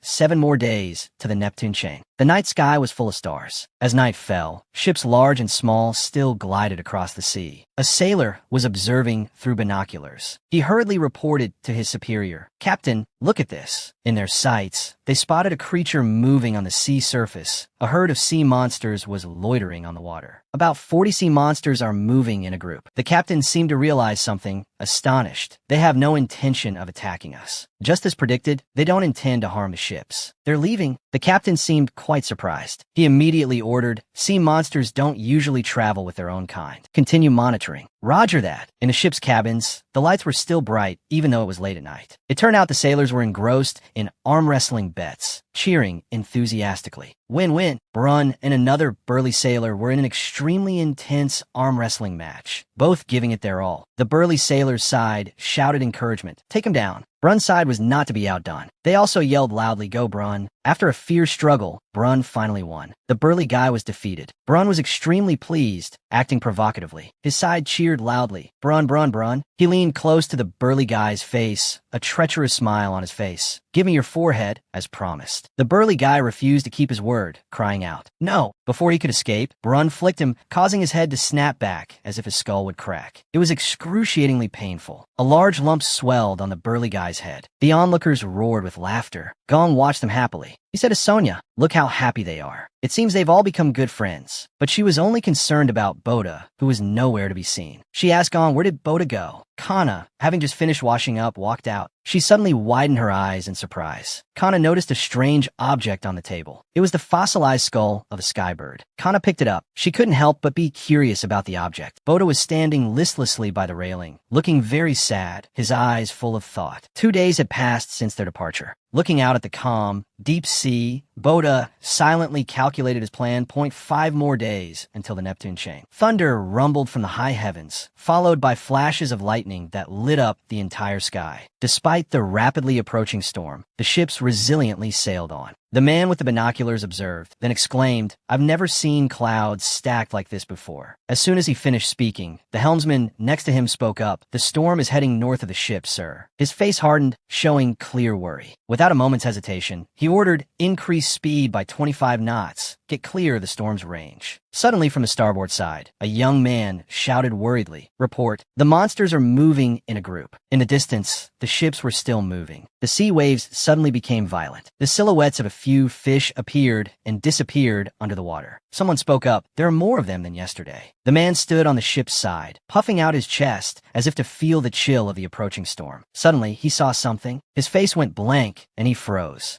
Beneath the white-capped waves, the sea monsters swarmed in herds, swimming after the ships. They skimmed across the water's surface, leaving white wakes. Their sharp teeth were bared, as if they were anticipating a sumptuous feast. Everyone on the ship scrambled to prepare for battle. The sea monsters had surrounded them. The man with the gun fired continuously into the sea. He quickly shouted a warning. The sea monsters are on the starboard side. Then suddenly, he saw something, stopped blankly, and uttered in doubt, Monsters with tentacles were also flying around, looking different from the rest of the monsters. The lights from the ship shone down on the sea, illuminating the hideous faces of the sea monsters. A robot-like device was observing under the water. When it recognized them, it transmitted a message back that they're swimming close to the ship. Brun observed the situation below for a moment, then suddenly spoke up. That group has a special individual, like the one we saw yesterday. A man on the ship's side fired his gun downwards. A moment later, he exclaimed in horror, "So many." The light from the ship continued to shine, revealing the giant and terrifying shape of the monster. After a moment of startled fear, the men on the ship quickly regained their composure and opened fire on them in unison. The blond man stood at the stern, watching the rolling waves, and suddenly wondered, where did they come from? The radar swept the area. More and more green dots appeared. The commander growled, gritting his teeth. They're all coming from the west. Then suddenly, he realized something, so stunned he was speechless. The sea waves rolled on, heading towards a distant place. A panicked voice cried out, "Are they heading to the Pacific, to their nest?" The blond man still stood there, his long hair flying wildly in the wind. A drop of sweat rolled down his cheek. He said softly, "Wait." His face could barely maintain its composure. The blond man continued, "They are gathering." Someone monitoring the system screen suddenly became agitated. He stammered, unable to speak. "Captain, there's..." Countless green dots were rushing in, more and more, as if about to surround and attack the entire base. The person's voice was full of fear. "Something is approaching Ancana." Tassa stood next to Clark Miller, calling out, directing his gaze that way. "Clark, look!" He quickly turned around, then was stunned by the scene unfolding on the sea that a tsunami. Before their eyes, giant waves, as if wanting to swallow everything, towered like the Grim Reaper's scythe, crashing down one after another. The people inside the ship's cabin also witnessed this scene, screaming in panic. "What is that?" Another person also gritted his teeth and watched, cursing angrily. "What the hell is that?" The monsters seemed to be submerged by the current, then pushed along by the tsunami. They opened their mouths wide, their eyes glowing as they saw the prey ahead. The giant wave carried a swarm of sea monsters as numerous as ants, flooding in, perhaps hundreds of thousands of them. They were pushed this way by the wave, some even trampling over each other to advance. Countless grotesque faces appeared, all shapes and colors. It was impossible to count how many species there were. Seeing the situation becoming as tense as a bowstring, Clark Miller hurriedly shouted, "Maximum speed. We can't ram the moving monsters." The fleet continued to advance, with the monsters getting closer and closer. An urgent voice rang out, "Head into the tsunami now." A monster had crashed into the cabin below. Someone shouted an order, "Move to the left flank." The monster had left, but its tentacles were still caught near the ship's engine. No one knew what was about to happen. Suddenly, as the monster tried to break free, perhaps because the propeller was spinning too fast, its tentacle was sucked in and torn to pieces. Immediately, the monster let out a painful roar. The cry was like a call to its kind. Several other monsters surfaced in response, forcing everyone on the ship to struggle to defend themselves. They wore protective gear. Standing on the boat, they fired frantically towards the sea. The monster was hit, its body riddled with wounds. It stuck out its tongue in pain, probably about to die. Its corpse slowly sank into the sea, fresh blood spreading. Its kind rushed over. Seeing the scene, their anger exploded. They raised their heads to look at the sea surface, where the human ship was anchored. The men were still firing frantically. Someone ordered, "Open fire. Protect the ship." The monsters that surfaced were all repelled by gunfire. Their fresh blood dyed a whole area of the sea red. At the same time, the ship also began to rock violently. A moment later, something huge surfaced, capsizing the ship and sinking it to the seabed. Several men fell into the sea and were torn apart by the monsters. One screamed in pain, "Help!" Clark Miller observed this unfavorable situation and coldly ordered, "If they get close, we're dead. Don't turn back to save anyone." The largest ship led the fleet away, trying to escape the ant-like swarm of monsters. Someone shouted an order, "Focus on getting out of here." A few exhausted men, adrift at sea, used their last bit of strength to cry for help. "Help! Don't leave us behind." However, the only response was a chilling silence. All that remained were the monsters and a few capsized ships. The monsters proceeded to sink another boat. They opened their sharp-toothed maws, every action as if seeking revenge for their fallen kin. A few ships were still out of range, and firepower from them rained down frantically. The number of monsters killed increased. They roared in pain with savage cries. The man fired continuously, then shouted, "They're coming this way." In front of the soldiers, a terrifying sound rang out. A wave had crashed down on the entire ship. Suddenly, dazzling streaks of light tore through the night, slicing the monster into 100 pieces. Two figures surfed on the wave, emerging from the putrid pool of blood. Kana and Boda landed gently on the sea surface, speeding away under the lightning bolts. The man saw the two of them and shouted angrily, "Kana, are you crazy?" However, she didn't reply, quickly assigning tasks. "Boda, I'll provide support from behind. Focus on rescuing people from a ship." "Roger, over there." In front of them, the man was floating on the sea, crying for help in fear. "Save me." Clark Miller's sleek board skimmed across the water. His hand quickly grabbed the man. His hair was blown back by the wind. Clark Miller turned back and shouted, "You hold on." The man, his body covered in blood, it was unknown if he was still alive, was helplessly dragged away by Clark Miller. Clark Miller gritted his teeth at this sight, his brow furrowed, his face filled with anger. With the help of the tsunami, the monsters advanced in a line. They climbed over each other to charge, crawling onto the ship's side. Clark Miller stood right beside it, utterly horrified as he witnessed the scene. The monsters got closer and closer. Guns seemed useless now. Clark Miller looked that way worriedly. He hurriedly shouted, "The Jersey is in danger." The men on the ship could no longer hold on. They saw the monsters closing in and quickly turned to flee. The monsters swarmed up, covering the entire exterior of the ship. Horrific screams echoed continuously. In just a moment, they caused the ship to list. Watching the ship collapse into the sea with the monsters, someone shouted an announcement. "The Jersey is down." The men fell into the sea with the monsters, as if sinking into an endless darkness. Suddenly, several large oil barrels fell from the ship, flashing brightly. A monster sank its teeth into a barrel, eagerly watching the light emanating from it. Immediately after, a terrifying explosion occurred, shaking the entire sea region. A blinding light obscured everything, leaving only swirling ash and dust. The monster's corpse was also incinerated, its remains flying everywhere in the blazing sea of fire. At the same time, two figures quickly dashed out. The blazing red fire made it impossible for those around to see anything. After a moment, as if having seen something, Clark Miller's face went blank and he froze. Three ships emerged from the blazing sea of fire. A voice gave an order, "Move into the storm. Maximum speed now." Witnessing them struggle in the storm, someone's eyes suddenly gleamed. A hand was raised to cover the mouth, hiding a slowly forming smile. The man's face was hidden in shadow, revealing a cunning expression. He said smugly, "Things are getting more interesting." Memories flooded back. The image of a blonde-haired boy appeared, blinking his innocent eyes. That was Clark Miller. His small body stood next to the imposing monument of his father. He was the son of the great John Miller, the ruler of the floating city of New York. His father's statue was illuminated by sunlight, enhancing its majestic and imposing appearance. But surrounding Clark Miller was the darkness of the alleys. Unlike his father, the boy preferred small, dark alleys. A few stray cats lurked in the shadows, warily watching the newcomer. His feet stopped in front of a small stray cat. It wasn't scared at all and even rubbed against his leg. Clark Miller tilted his head, observing it curiously. He hugged these stray cats, smiling as he fed them in the small, dark, damp alleys. He picked up the cat, his gentle eyes looking at it affectionately, reeking of fish. His two hands gripped the cat's neck. Its eyes seemed to be smiling at Clark Miller, completely unaware of the impending danger. Clark Miller's back seemed to hide something. Only the cat's paws were seen, suddenly stretching out straight. His eyes were bloodshot. This place was extremely dark and damp, as if it were the perfect place for him. The father waited from a distance, staring at his son's back. His face was calm as he watched. John Miller initially thought his son was just being curious. The cat's whole body went limp. Blood slowly dripped down as it was held suspended. Another scene, a knife glided gently, quickly cutting a cockroach in half, just like other children who like to play with insects. Clark Miller's shadow stretched long on the ground, obscuring the light. Around him were countless insect corpses that had died at his hand. But Clark's dark side was becoming more and more apparent. He emotionlessly raised his blood-stained hand to admire it. Then he suddenly brought it to his mouth, as if to lick the blood clean, or as if painting a ghostly smile on his face. Drops of blood fell onto a white sheet of paper, as if signaling another life was about to end. A young man clutched his bloody eyes, groaning in pain. The first person he stabbed was his own brother. Clark Miller's father and mother rushed to hold the brother, looking at their son holding a knife against the light, looking like a demon. The father called out, "Clark." Seeing what his son had done, John Miller questioned him in a loud voice. "Why did you stab your brother?" He approached his little son, gently advising, "You must not hurt people. Never do this again." But Clark Miller didn't seem to listen. He asked blankly, "Why not?" John Miller didn't expect his son to ask that. He asked back doubtfully, then said, "What do you mean?" "If you do that." He seemed to regain his composure, trying to enunciate each word to this abnormal son. "People will see you as a monster." Behind her husband, the mother trembled with fear. A moment later, something horrifying made her eyes widen.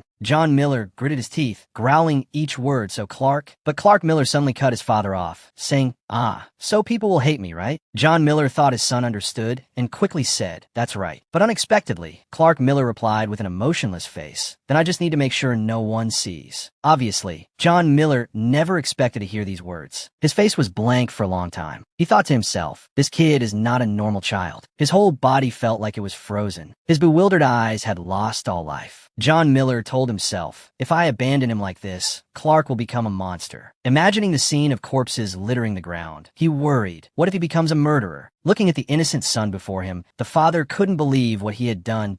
Why son? His two hands rose, reaching towards the boy. Clark Miller suddenly called, "Father." His call made him pause, thinking to himself, "No." John Miller's trembling hand moved towards Clark Miller's neck. But then his arm changed direction, landing on the boy's shoulder, causing Clark Miller to stare blankly at the hand on his shoulder. Clark Miller was enveloped in John Miller's warm embrace. He was bewildered, not understanding. "Father." John Miller's expression was grim. This is the only way to stop him from becoming a monster. He pointed in one direction. "Clark," John Miller said seriously to his son, "the monsters you are allowed to kill are over there." The sea sparkled under the brilliant sunlight. The horizon stretched endlessly. Clark Miller looked in the direction his father pointed. The boy was stunned by the magnificent beauty of the sea. The scene suddenly shifted to a terrifying stormy day. Ferocious sea monsters attacked the ship rocking in the middle of the ocean. Son, become a harpooner. Clark looked ahead, all of them. A flash of lightning illuminated Clark Miller's excited face. The thing I'm allowed to kill. Kana and Boda zipped across the water on their boards. "Kana, Boda, there's lightning. Everyone, get back to the ship. An army of sea monsters is approaching. They're heading for our ship." The harpooners fired continuously at the sea monsters, shouting as they shot, "Fire, fire." The bald guy noticed the situation was not good and quickly turned to warn, "There's a big wave ahead. Everyone watch out." A giant wave was thundering towards the ship. The sea monsters took the opportunity to leap up and attack, breaking through the defenses. Monsters swarmed onto the deck, one by one. The harpooners were attacked by the monsters and fell. One, being chased, instinctively fled, running towards Clark. Clark quickly charged forward, taking down the sea monsters with deadly blows. He sliced them into pieces. The monsters' corpses fell like leaves. A group of harpooners hastily dodged. Clark killed frantically, each powerful spear thrust striking down the sea monsters. The sea monsters relentlessly closed in, attacking the harpooners. Clark appeared, taking them down, saving his comrades. One by one, the sea monsters were destroyed by Clark's spear. Clark Miller was like a demon of destruction, charging into the middle of the monster encirclement and slaughtering them. A look of satisfaction appeared on Clark's face. His heavy foot stomped on the ground. A spectacular somersault, followed by Clark's skillful slash. A gash appeared on the giant bodies of the sea monsters, blood splattering everywhere. Clark landed with a heroic air. His eyes gleamed with a dangerous light. Clark, remembering that day, when his father placed a hand on his shoulder, pointing to the sea, become a harpooner. In front of Clark, a swarm of sea monsters gathered, attacking him together. Clark's face became excited, his spear swinging up. A blade swept through. The sea monsters were completely annihilated, killing the sea monsters.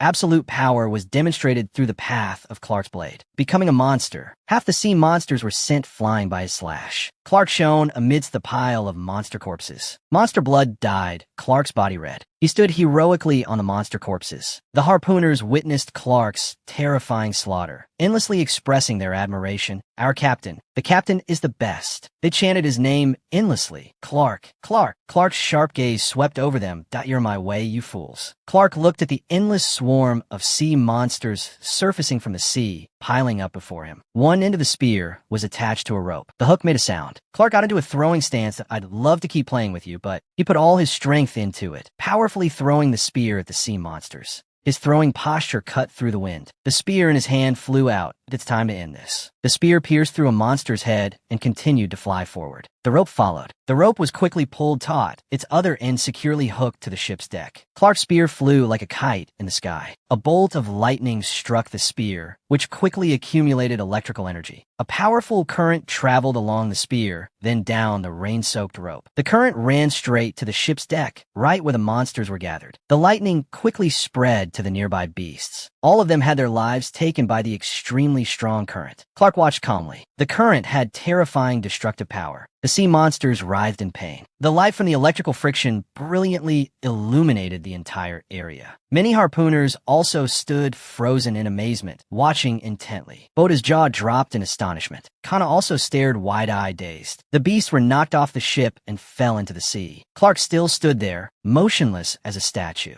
Harpoonist Leo couldn't help but exclaim, "Unbelievable, he just used lightning." Boda was stunned, despite the pouring rain. Every one of Clark's movements was flawless. That the power of a harpooner. His eyes seemed to awaken. It's not just a rumor. The dim light of the lightning highlighted Clark's sharp features. The ocean butcher, Clark Miller. The sea's wrath had not yet subsided. Vicious waves still slammed against the ship's side, causing it to shake violently. Lightning suddenly struck the ship's signal mast, causing a loud explosion. The staff in the control room ducked their heads in fear. The wind howled and the rain poured. Large waves were still relentlessly attacking the ship. Lightning. Everyone get inside, quick! The sea monsters struck by lightning were blown to pieces, completely disfigured. Another sea monster surfaced. The lightning, as if it had eyes, powerfully struck it. Sea monsters writhed in pain, leaping out of the sea and then falling back down. Some felt fear and quickly dove deep to the bottom of the sea to escape. The sea monsters fled in droves, their silhouettes flickering beneath the seawater. They no longer surrounded the ship, quickly swimming away. An observer shouted, "They're gone." People couldn't believe their ears, shouting in unison, "The sea monsters are gone." The exhausted harpooners collapsed onto the ship's deck, were saved. After the life-and-death battle, their bodies still trembled uncontrollably, thank God. Each ship was trying to withstand the power of nature. The course had changed. Everyone changed course to 260. The sun had risen, its light shining down on the calm sea. The fleet had safely passed through a dangerous stormy night. The small boats were operating around the command ship. Last night's rain had caused too much flooding in the ships. Everyone was working hard to bail the water out. Everyone on board was diligently repairing the ship. The command ship, with its massive structure, was basking in the morning sun. Inside the meeting room, the atmosphere was extremely tense. A total of 7 ships sunk, 87 dead, and 21 seriously injured. Someone was reporting last night's damages. 0.5 ships were abandoned and are currently unaccounted for. Mao angrily slammed his hand on the table. Cowards. They all ran away. A harpooner, terrified, his face pale, said, "In that battle alone, we lost 30%. The faint-hearted were immediately frightened. I've never seen so many sea monsters before. They're probably waiting for us at their nest." They cried out in despair. "We have absolutely no chance of winning. With the damaged ships, I'm afraid we can't move on." The steward was also terrified, stammering, "Let's go back to New York. We need to reconsider."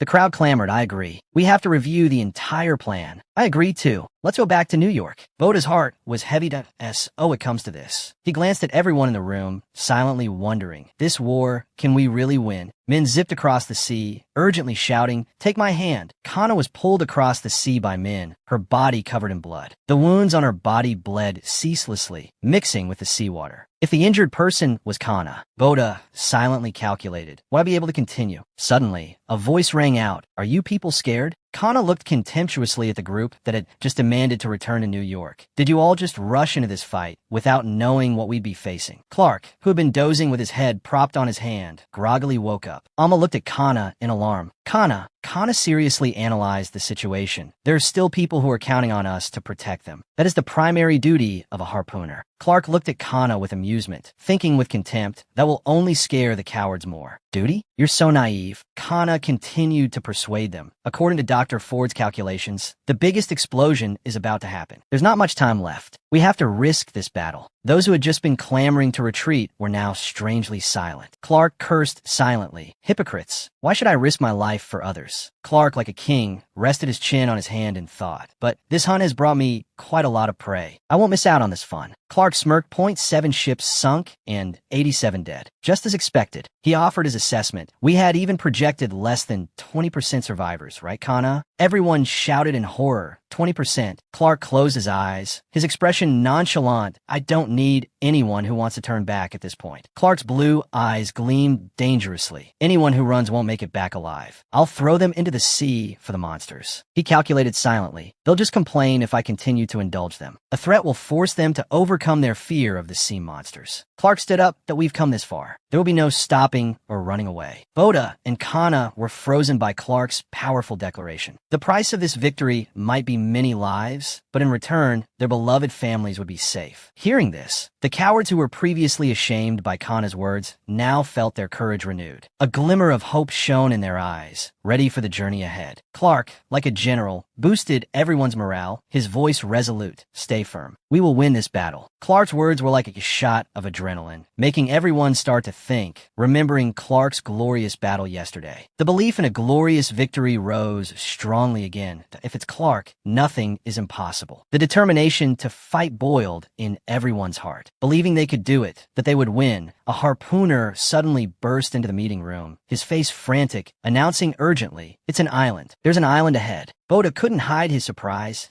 An island. He and Kana looked at each other, their eyes full of astonishment. And there, in the distance from the ship, a solitary, mysterious island gradually appeared in the middle of the vast ocean. The binoculars were quickly adjusted, focusing on the strange island. Could this be an artificial island? The association leader, holding the binoculars firmly, stood on a high platform observing meticulously, his face full of doubt. I've never heard of an island in the middle of the Pacific. News of a strange island spread quickly. Curious people flocked to the deck, looking into the distance, buzzing with discussion. What is that? Is it a nest? Aroma, with a radiant face, joyfully shouted, it might be a real island. Meanwhile, Boda and Kana were lost in a jumble of thoughts, their hearts full of doubt. Really? It can't be. Clark approached Boda, his voice calm. That we'll know if we go there. We need a place to stop anyway. Clark's eyes were bloodshot, gleaming with a terrifying fervor. Whether it's a real island or a lair of bloodthirsty sea monsters, whatever stands in our way, there's only one word: destroy. Boda looked at Clark, an overwhelming sense of shock rising within him. Clark Miller, this man, is truly a homicidal maniac, someone who finds joy in taking lives. He glanced at Kana, standing beside him, instinctively comparing them in his mind. Two people, two extremes, complete opposites, like light and shadow, unable to coexist. Kana's solemn face was a stark contrast to Clark's coldness. Clark's cruelty was like that of a demon, while she was like an angel, coexisting on the same fateful ship. Without a moment's hesitation, the fleet quickly changed course, heading straight for the mysterious island ahead. The loudspeaker echoed through the air, all hands, prepare yourselves. We are heading to the island ahead. Kana pressed her lips together tightly. Her beauty was even more captivating, exuding an indescribably cool aura. In contrast, Clark Miller gave off a suffocatingly dangerous feeling. His sharp gaze could make anyone tremble with fear. Step back. A strange contrast, an angel and a demon on the same ship. The loudspeaker blared once more, loud and clear. All hands, prepare yourselves. We are heading to the island ahead. The small boats quickly followed the warship, heading towards the hazy island in the distance. From a distance, the island appeared desolate and eerily barren. Old, rusty shipping containers were piled up, scattered everywhere. It was a bleak scene with no sign of life. Two small boats cautiously approached the edge of the island, a scene of ruin and devastation appearing before their eyes. A jumble of containers. Are those containers? Boda stood next to Sonia, both unable to hide their surprise. All of this, it's all man-made. It didn't take long for a soldier to nimbly climb onto a container, with Boda following closely behind. Suddenly, a violent tremor ran through it. Boda was momentarily startled, and the soldier ahead of him was also surprised, a bit flustered. Mao, his face pale and sweaty, stammered, this isn't an island. It turned out that where they were standing was a pile of old, dilapidated containers, stacked on top of each other, floating in the middle of the ocean. More accurately, This was a giant junkyard, a mobile mountain of trash. No one could imagine how many containers have been discarded here, turning this place into a giant container graveyard in the middle of the sea. Suddenly, two soldiers seemed to spot something and shouted, "Look!" It turned out they had found a giant life buoy nestled among the scrap. One soldier recognized it. It's a buoy from New York that was lost in a storm. Mao, his heart full of doubt, couldn't believe his eyes that it seems all this junk was swept away by the current, gathered here,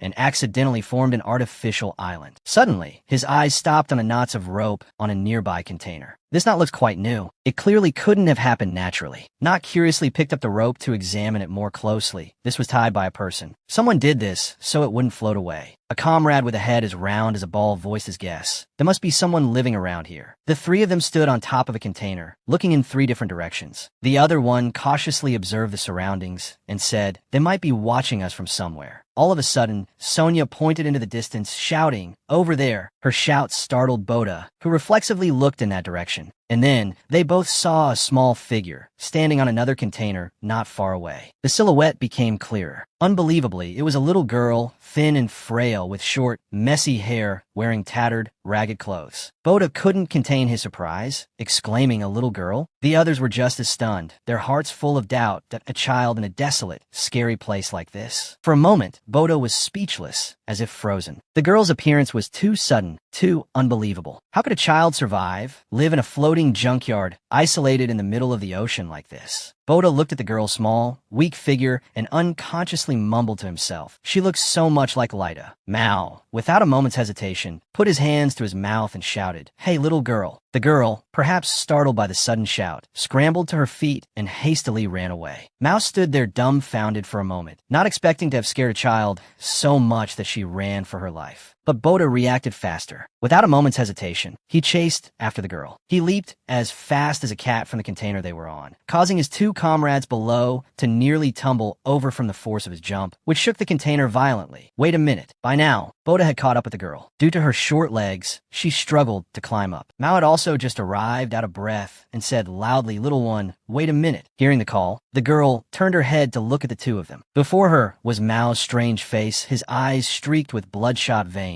The corners of his mouth twisted into a cunning, vile smile. As if waking from a daze, the girl was terrified. She felt she had to escape immediately, that she couldn't stay here another second. No sooner said than done. The girl took to her heels without a second thought, leaving Mao standing below, bewildered, not understanding what was happening. Boda quickly blocked Mao with his hand, his voice slightly reproachful. "You scared her." Hearing this, Mao still didn't understand the problem and asked blankly why. Boda didn't bother to explain, quickly jumping onto the container and shouting, "Little one, wait." He had climbed onto the top of the container and gave a friendly smile, trying to reassure the girl, "Don't be afraid." But as soon as Boda's face appeared, he nearly froze. On top of it were several men, their clothes ragged and torn, brandishing clubs and pointing them straight at him. It turned out they were old men. Perhaps they were the ones who had used that rope. All three of them appeared fearful and defensive upon seeing Boda. Mao and Kana had also just climbed up. Mao still didn't understand what was happening, while Boda quickly raised both hands, signaling that they meant no harm. The old man in the lead, named Sting, seeing that Boda's side also had people, asked in a trembling voice, "Go away. Why did you come here?" His thin, wrinkled hands gripped the crude club, trembling violently. "This is just a garbage island. There's nothing of value here." Kana stepped forward, gently pushing away the club that was pointed at them, her voice calm and steady. "Calm down. We don't intend to hurt anyone." Then she spoke in a deep, resonant voice. "We are harpooners from all over the world, gathering to destroy all the sea monsters." Sting turned to look at another old man, his voice full of surprise.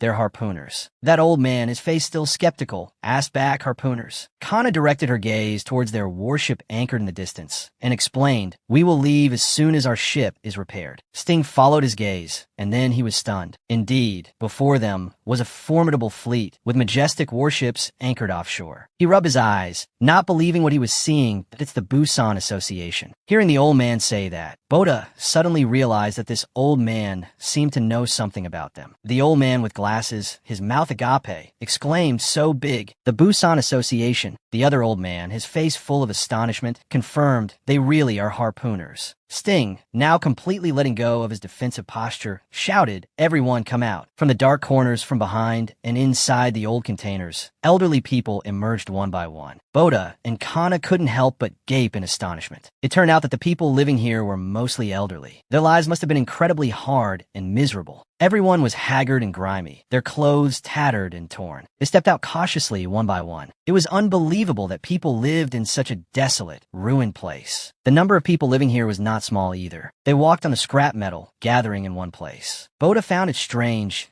As so many people in a place like this? Mao frowned, his face thoughtful. They're all elderly. Below, the people who had just emerged looked at Boda's group with admiration and reverence, as if they were saviors, their only hope. Like drowning people clutching at a straw, they looked at Boda and his comrades with eyes full of hope. An old woman's trembling voice said, "They're harpooners. Are they here to destroy the sea monsters?" Then, an unexpected scene occurred. They all put their hands on the ground and knelt down, which left Boda's group stunned and amazed. Mao's face showed clear embarrassment, his eyes filled with pity. He asked, "What are they doing?" Sting's voice was sad. "The young people fought the sea monsters, and all perished. Now only the old are left." He leaned on his staff, his voice trembling, carrying a hint of hope and infinite gratitude that we will do everything to help you. Faced with the enthusiastic support of Sting and everyone here, Kana spoke on behalf of the group. "Thank you, everyone." At that moment, in a hidden corner, the little girl still sat there, silently observing, witnessing everything. No one knew what she was thinking. The sun set, dyeing a corner of the sky red. The faint light gradually gave way to the encroaching darkness. In a shabby, dilapidated house, a group of people were gathered. Clark Miller spoke, his voice full of authority. "Dragon." Sting, his face full of worry, recounted, "This entire part of the sea is its territory." His face wrinkled, sweat pouring down like rain. His voice full of fear. "We can only hide in this junkyard to survive." Clark lifted his glass, took a sip, his expression thoughtful. "Very well. This is the perfect opportunity to lure and hunt the dragon." Mao, still munching on a piece of octopus, asked blankly, "Do you have a plan, Clark?" He took another sip of his drink. Hearing Mao's question, the corner of his mouth twitched into a mysterious smile. Then his eyes suddenly darkened, deep and inscrutable. His gaze turned towards the elderly people who were respectfully and cheerfully bringing drinks to the table. "I think we have the perfect bait right here." Outside, an old woman, balancing a tray full of food and drinks on her head, smiled as she approached the soldiers, her voice gentle. "Everyone, please rest well before you set off." Seeing this, they also replied cheerfully, "Oh, thank you, ma'am." In another corner, two soldiers were chatting with an old man. After tasting the special local drink, one of them couldn't hide his surprise and exclaimed, "The seaweed wine here is delicious." The other old man, his face full of pride, introduced without ceremony, "That bottle is made from a unique type of seaweed that can only be grown in this sea. Want another bottle?" The little girl was there too, imitating the adults, holding a small hammer and tapping on the boat's floor. The sound of the man's hammer suddenly grew louder, startling the little girl, who looked up. He just happened to turn around, catching the eye of Hao, who was standing next to him. The little girl was also holding a hammer, tapping it against the ship's hull. Afterwards, she sulked off to a corner, her face clearly showing boredom and unhappiness. Boda, who was busy carrying things and repairing the ship with everyone else, happened to walk past Hao. He looked at the little girl and smiled unconsciously. He thought to himself, "That little girl is so cute. She really reminds me of Lyda when she was little." Suddenly, a voice cut through Boda's thoughts. "Boda, can you catch this for me?" Hearing that, he quickly replied, "Of course." For some reason, Hao suddenly became very excited, her chubby cheeks flushing pink, her mouth repeating over and over, "Boda, Boda." She jumped to her feet, her big, sparkling eyes pointing at Boda, and asked in a surprised voice, "You're Boda?" How strange excitement left Boda bewildered. He stammered in reply, yes, that's right." Then, he also picked up a hammer and continued repairing the ship with everyone else, while Hao stood right beside him, staring at him without blinking. Sensing the little girl's gaze on him, Boda glanced over, full of questions, not understanding why Hao was looking at him like that. Meeting Boda's eyes, Hao was no longer timid or afraid. On the contrary, she smiled brightly. Boda felt a little awkward and decided to ask, "Looks like you want to say something to me?" Hao obediently replied yes. The little girl's innocent, childish face suddenly lit up. She called out, "Boda, Boda, you're Boda." Boda replied, yes, that's right." Hao then asked, "You're a laborer, right? You fight sea monsters. The little girl's expression suddenly fell, her eyes showing a hint of worry. Sea monsters are very strong. They could kill you. Why do you fight them? Boda looked at Hao, his face serious, his voice resolute. Because I have to protect everyone from the sea monsters. Hearing this, Hao's eyes lit up. The little girl pointed at Boda, her voice full of determination. I want to protect you. Brother Boda. The little girl's innocence and sincerity surprised and touched Boda.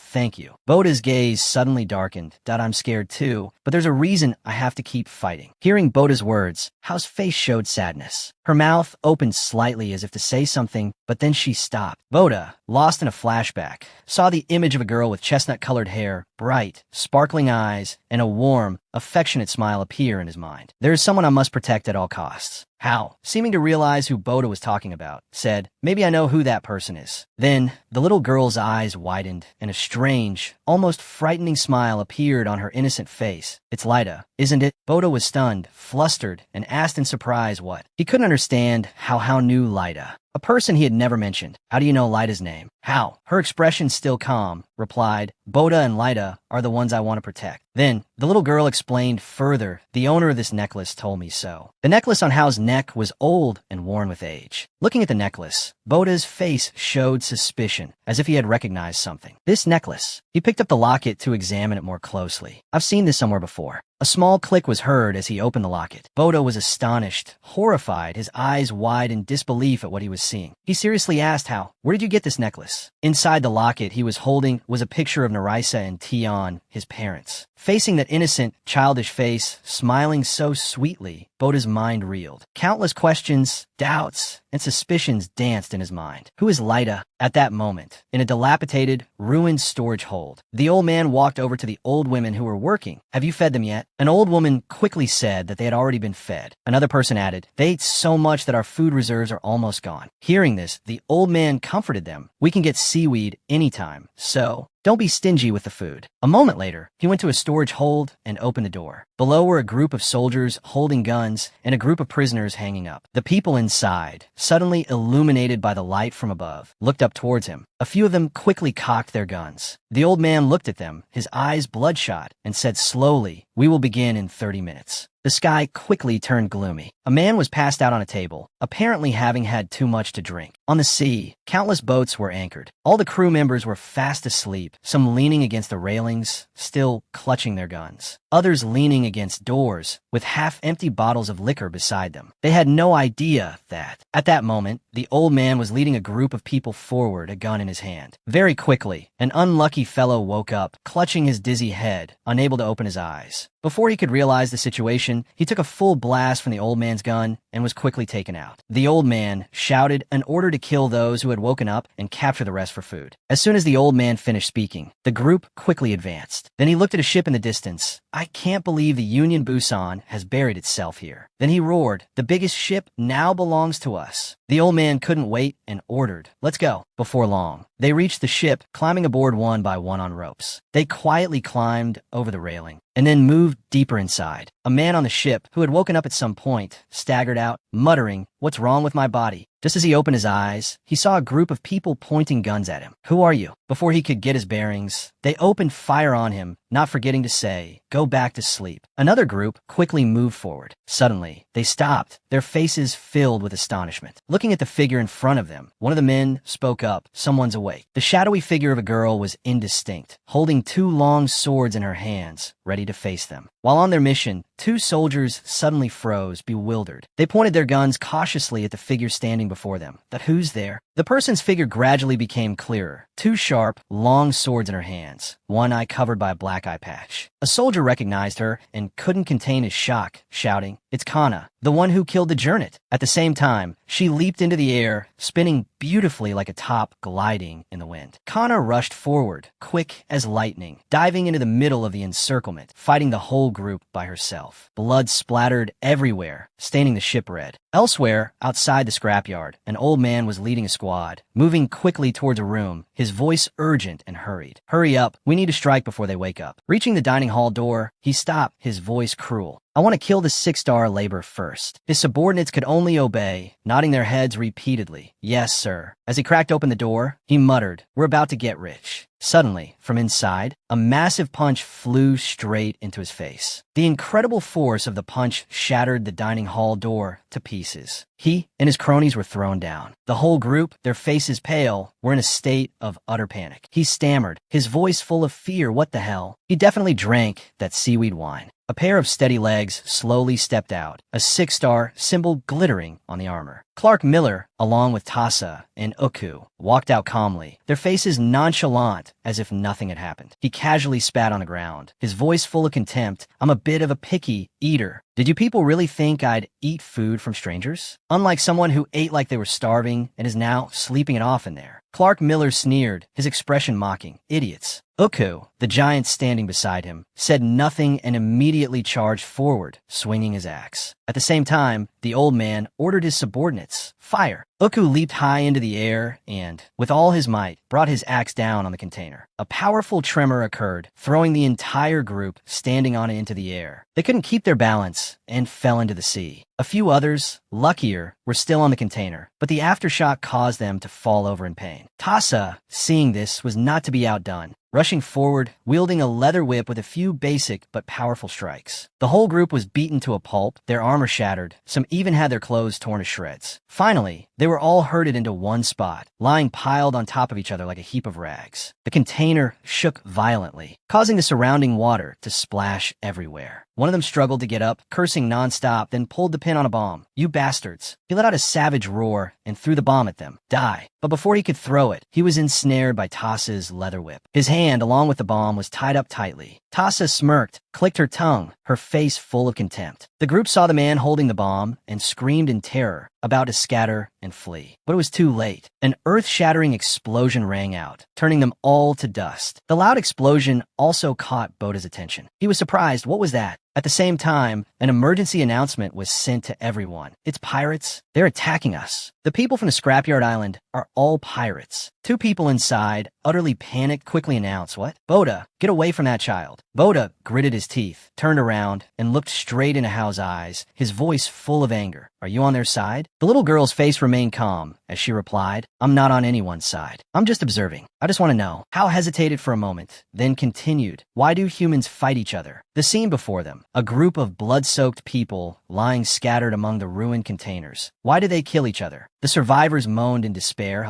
On the other side, Clark Miller raised a blood-soaked foot. Without a moment's hesitation, he stomped hard on the dying man's stomach. Clark pressed his foot into the man's chest, his voice cold and cruel. "Don't die just yet." He glared, the corner of his mouth twisting into a sinister, frightening smile. "Because you will have the honor of being bait to trap the demon dragon." Turning back to Boda, Hao's voice was still flat and emotionless. "That I think I understand a little now. You people are all the same." Her face suddenly darkened. "That a kingdom cannot have two kings, right?" Boda froze, sweat pouring down him, and stammered, "What?" Suddenly, Hao spoke again. "Boda." Her voice was chillingly cold, frighteningly emotionless. "I devoured her." Narisa's body was submerged, absorbed by a bizarre, horrifying biological entity. She slowly sank, falling onto a soft, smooth surface, like a beautiful, alluring bed. That creature slowly, gradually wriggled, then enveloped Narisa's entire body. Its small, disgusting tendrils pierced through her delicate flesh, accompanied by a savage exclamation. "What a wonderful ingredient." Its suction tendrils crept and wound through every layer of skin cells. Quick as lightning, they inserted strange gene segments deep into her blood vessels. It tried to rush forward,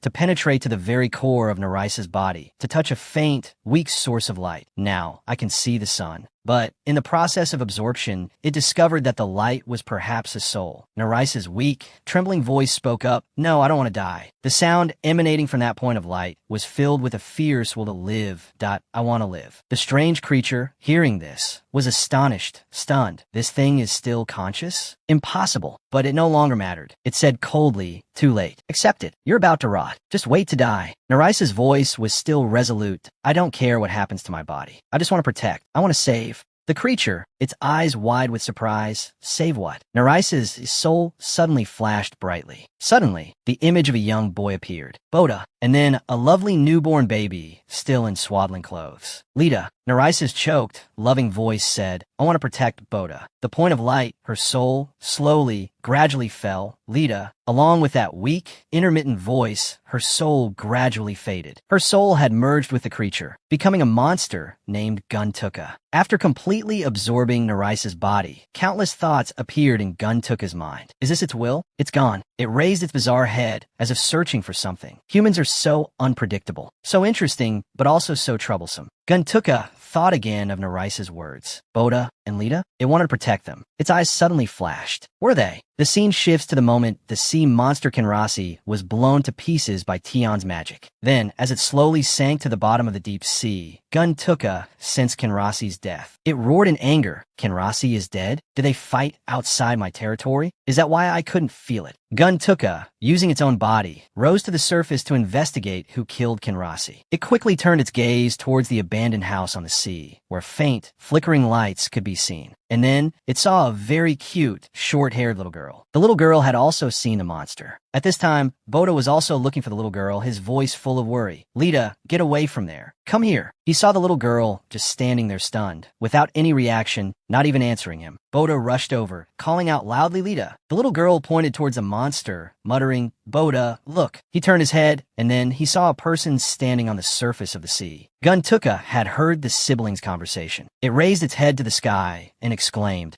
Then it stared intently at the two of them, Boda and Lita. Guntuka remembered Narisa's words. It said their names, Boda and Lita. Time rewinds to the day Lita was incubated in the egg of the monster Genet. In the endless darkness, the little girl slowly opened her eyes. She suddenly heard someone calling her name. It's what it wants to protect. The call grew louder, more urgent. Lita, Lita. The little girl thought dreamily, who is Lita? Suddenly, a hand reached out, gently cupping her face. Lita was bewildered, wondering, who is it? A familiar figure appeared before her. Mother. Narisa called softly, Lita. But, ironically, it was Guntuka. It looked at the little girl and asked coldly, You're Lita? It looked into the little girl's soulless, empty eyes that you'll die soon, but suddenly, it made Lita's eyes turn fiery red, filled with bloodshot veins. You and I will become one. You will be a part of us. But Guntuka thought of the human race, those who were also working day and night, researching ways to fight the monsters. Humans are the biggest obstacle. That demonic whisper continued to echo in Lita's head, even as she lay in a hospital bed. They don't listen to what I say. Dr. Porter, holding a syringe, said gravely, They're very unpredictable. Then, he injected that strange liquid into the solution being administered to Lita. When Lita, a hybrid with Genet's blood, absorbs Kinrasi as well, Lita will be beyond my control. On that fateful day, the day Narisa passed away, the father and his two children said their final goodbyes, sending her off into the vast sea. Along with the necklace on her body, a faint light began to glow. That necklace was exquisitely and beautifully carved. Suddenly, from somewhere, a strange creature appeared and seemed to be devouring her, his mother. Hearing this, Boda's face turned deathly pale, drained of all blood. He stammered, his voice trembling, How dare you? In a dark place, deep at the bottom of the sea, Genet was screaming frantically, I can't feel Lita. Impossible. Why?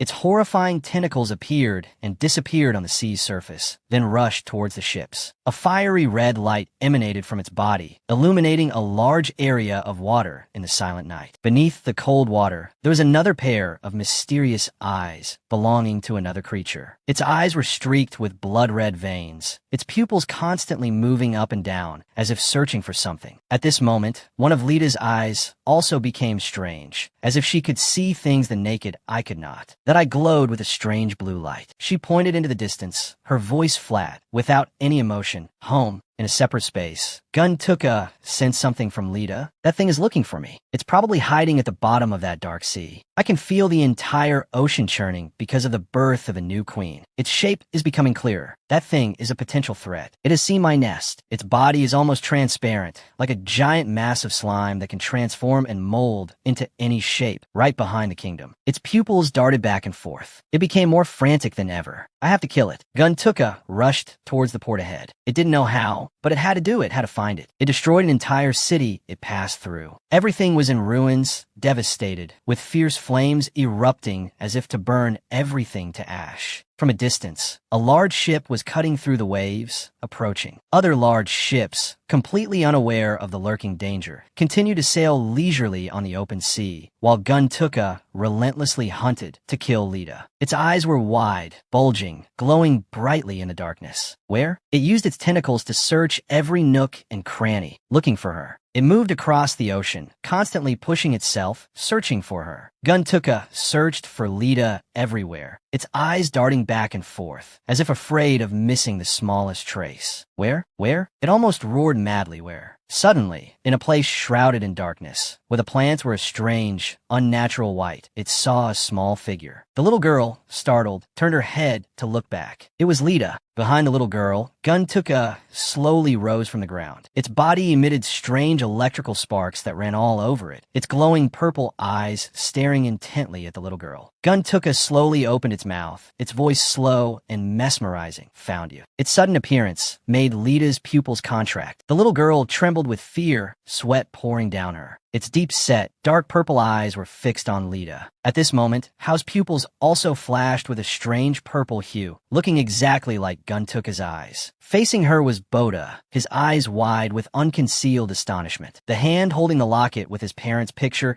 suddenly began to tremble violently. Hao spoke to Boda in a flat voice. My original purpose was to find Lita, but I didn't expect humans to come here. Then, she made a decision that I will take you to the nest. Hearing this, Boda was surprised, his eyes flashing with vigilance. Hao continued, by the way. Her face suddenly became distorted, frighteningly deformed, her eyes glowing red like burning coals, her mouth grinning from ear to ear, a smile that would make one's hair stand on end. Where is Lita? Immediately, without a moment's hesitation, Boda swung his arm, aiming straight for Hao, his eyes now filled with raging, killing intent. A powerful blow was unleashed, creating a fierce whirlwind, the sharp sound of metal clashing ringing out as if to tear space itself apart. Boda's face was now full of anger. He gritted his teeth and growled, "Are you Hao?" Hao's face seemed to be melting, a sinister, cunning smile appearing on her distorted features. Her hands also transformed into sharp claws, blocking Boda's sword strike. Boda swung his sword relentlessly, continuously attacking Hao. He roared in fury, "Answer me!" Despite the barrage of attacks, Hao showed no pain or fear. Instead, she laughed maniacally, revealing a set of jagged, blood-stained teeth. One of her eyes rolled back as she sneered triumphantly, "Don't try so hard. What can that little bit of human strength do to me?" She succeeded in provoking Boda. His eyes became bloodshot as he shouted, "Shut up!" An earth-shattering explosion rang out. One side of the ship was hit by a massive force, causing it to tilt sharply to one side. A severed arm fell into the sea and slowly sank. Hao turned her head, looking at her bleeding shoulder, her expression full of astonishment. How? From the severed arm, something was sprouting, looking like bizarre demon flowers. With wriggling tentacles, this strange transformation made Hao unable to hold back a scream of pain. Boda, seizing the opportunity, swung a fatal blow at Hao without hesitation. Fresh blood splattered everywhere. This attack left Hao both horrified and in extreme pain. She continued to scream frantically, the sound so piercing it was headache-inducing and made one's ears ring. Hearing the loud noise, some people on the ship, their faces filled with confusion and fear, exclaimed, "What the hell is that?" Hao had been thoroughly beaten by Boda, her body covered in blood, but her eyes suddenly flashed with a strange purple light. The bizarre demon flowers spread, wrapping tightly around Boda's sword, making it impossible for him to pull it out. The tentacles, as if alive, stretched towards him, as if wanting to devour him. Suddenly, Boda felt his whole body shake violently. A feeling of powerlessness and helplessness overcame him, scaring him out of his wits. In the blink of an eye, he seemed to be transported to a completely unfamiliar place. On the ground, tangled vines twisted around each other. Overhead, giant sacks floated, looking like silkworm cocoons. Boda was utterly astonished. He looked around, his face tense, and shouted, "What?" From behind him, a chilling sensation, an invisible pressure, made him freeze on the spot. Boda slowly, gradually turned his head, and then he saw a monstrous thing slowly rising from the ground. A monster with a bizarre body. Its abdomen was abnormally swollen, and a fetus could be faintly seen inside. Boda's face showed horror. He gritted his teeth and uttered, "How?" Hao looked at Boda. It emitted a horrifying sound, calling his name Boda. It spoke to him, its voice flat and cold. "Half of the sea monsters from all the world's oceans have been summoned by me to punish you." Boda was stunned, unable to believe what he had just heard. He stammered, seemingly speechless. Hao continued, her voice full of contempt, "You humans must pay the price for daring to invade my kingdom." It gave a sinister, frightening smile that we will devour every single one of you and destroy your ships, leaving none behind. Just imagine, if those sea monsters attack the ships on the sea, they will all be sunk and dragged down to the cold, deep seabed. It boasted arrogantly, the human race will go extinct. Humans will be completely wiped out by us. White skulls will be the last remnants of humanity. Faced with Hao's crazed, cruel words, Boda roared in fury, veins popping on his forehead. You dare. Hao, seemingly ignoring Boda's fury, continued. However, then it mentioned Lita, offering a condition as if negotiating a deal. If you hand over Lita, it offered a deal. I will let you people survive. Boda's face changed color. He raised his voice and asked what? Hao repeated her condition. Lita, that is all you need to give me. In return, I will not harm humans. The ships, the ports, the cities, the human settlements. It said with an arrogant tone, as if bestowing a favor. I will forgive you and all of humanity. Boda was almost stunned in his silence, speechless. His mind was now only on his little sister, Lita. The sister he had sworn to protect at all costs was now being put on the scales. On the other side was the life of every human in the world. He couldn't accept it. In exchange for the lives of all humanity, his face was now filled with anger. You want me to choose? Are you trying to bargain with me? He was a brother. He would never allow anyone to harm his sister. He said firmly, Lita is not an object you could take away. She is my sister. Hao, with a confused expression, spoke up, I don't understand you humans. It sneered, then reminded Boda to think carefully. Is the life of one little girl worth more than the lives of all humanity? Boda, without flinching, stated firmly, we will not beg you to save our lives. Hao, as if having heard the funniest joke, asked Boda back, aren't you afraid of death? Boda answered frankly, if I said no, that would be a lie. Half of the world's sea monsters. The fiery red pupils in his eyes contracted, then dilated, flashing with extreme suspicion and indignation as he directly confronted the hideous monster before him. But what makes you so afraid? What makes you summon half the sea monsters for us? Boda's face showed defiance, the corner of his mouth curling into a contemptuous smile with a hint of probing. He asked, or is it because the other half no longer follows your orders? He growled, emphasizing each word, just like humanity. Boda's decisiveness left Hao momentarily speechless. He exposed the harsh truth right in front of it. You're just a queen who's afraid of losing her kingdom. You're afraid of the sea monsters you can no longer control, aren't you? Thinking of his little sister, he continued, that's why you're going crazy over Lita. Boda, like an arrow, struck right at the heart of the matter. Now I understand. You're afraid of Lita. Then, he declared bluntly, you will never have my sister. As a brother, Boda gritted his teeth, his eyes filled with resentment, and issued a warning, as well as a declaration of war. I dare you to touch her. Around Boda, his fury and anger transformed into a fiercely burning aura. He said coldly, cruelly, I won't let anything that hurts her survive. I will kill them all. Boda's words, like adding fuel to the fire, angered Hao. It laughed contemptuously, humans, fools. That mockery only strengthened Boda's resolve. His gaze seemed to want to pierce his opponent, radiating killing intent. You will die too. Boda's entire body seemed to be enveloped by a great power, about to explode,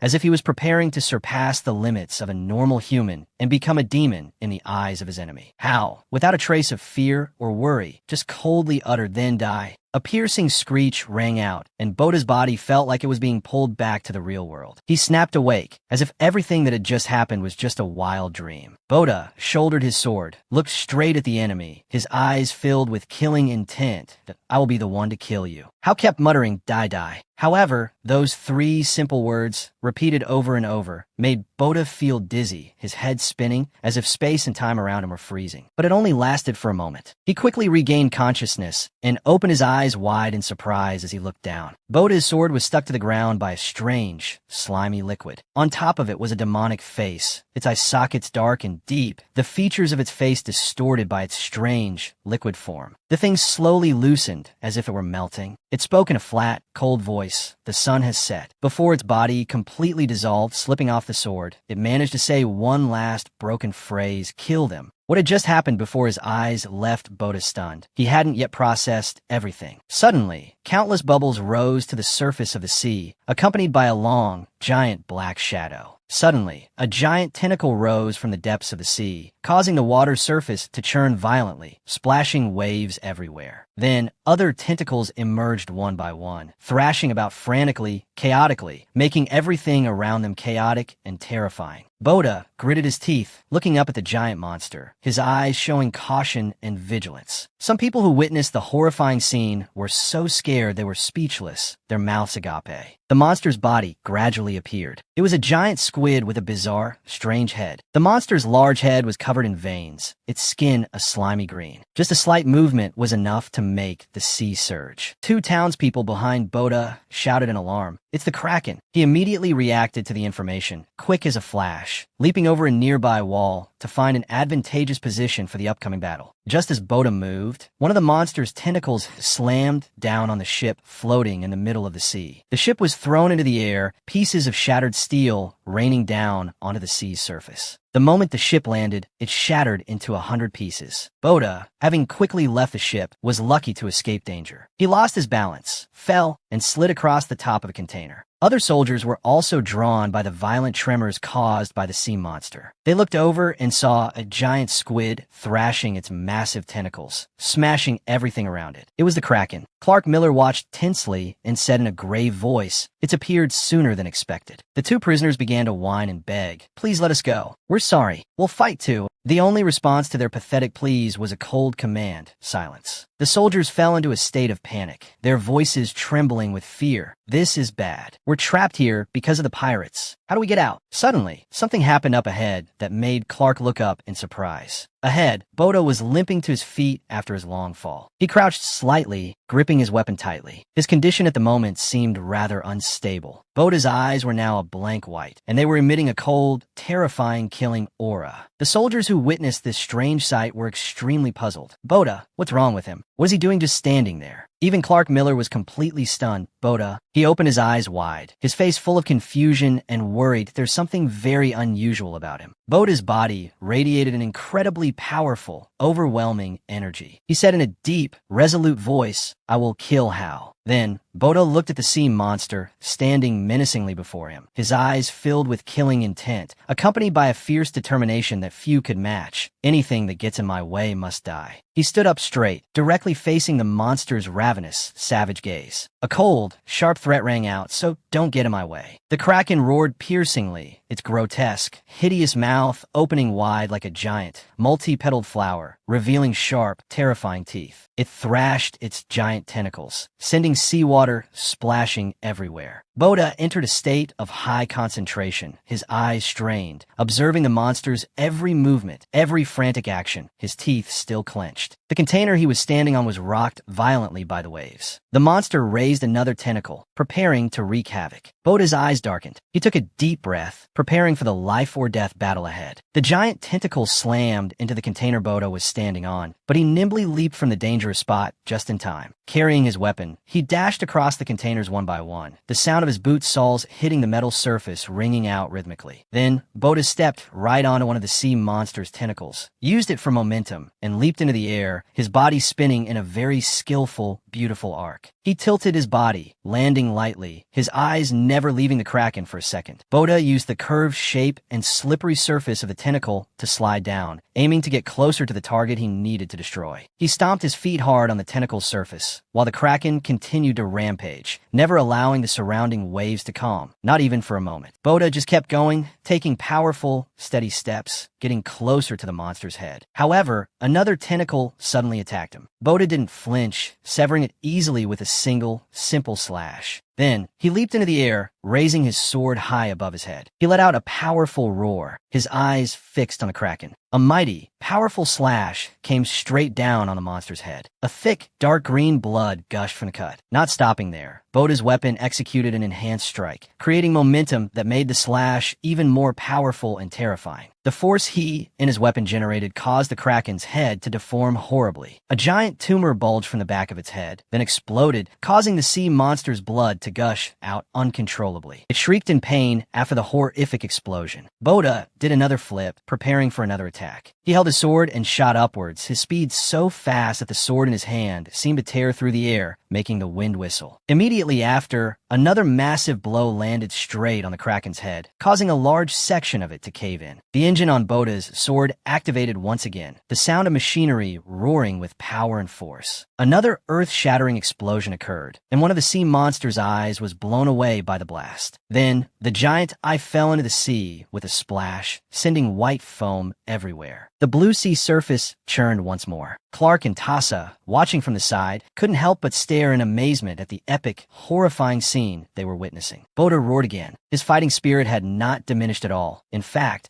it seemed even more frenzied than before. He continuously unleashed a storm of attacks, as if wanting to chop the Kraken into 100 pieces, his eyes flashing with a cold light that would make one's hair stand on end. Everyone who saw the scene was agape with astonishment, some even letting out words of admiration. It wasn't just those directly involved in the fight. Even two old men were standing at a distance, witnessing the earth-shaking battle between Boda and the Kraken. Both old men were also wide-eyed and open-mouthed. This battle had clearly exceeded their imagination. In contrast to everyone's surprise and admiration, Clark was very serious. He stated, "He's furious." And it was true. Boda was relentlessly attacking the Kraken without pause. The monster's blood splattered everywhere, staining his face, yet Boda continued to curse die.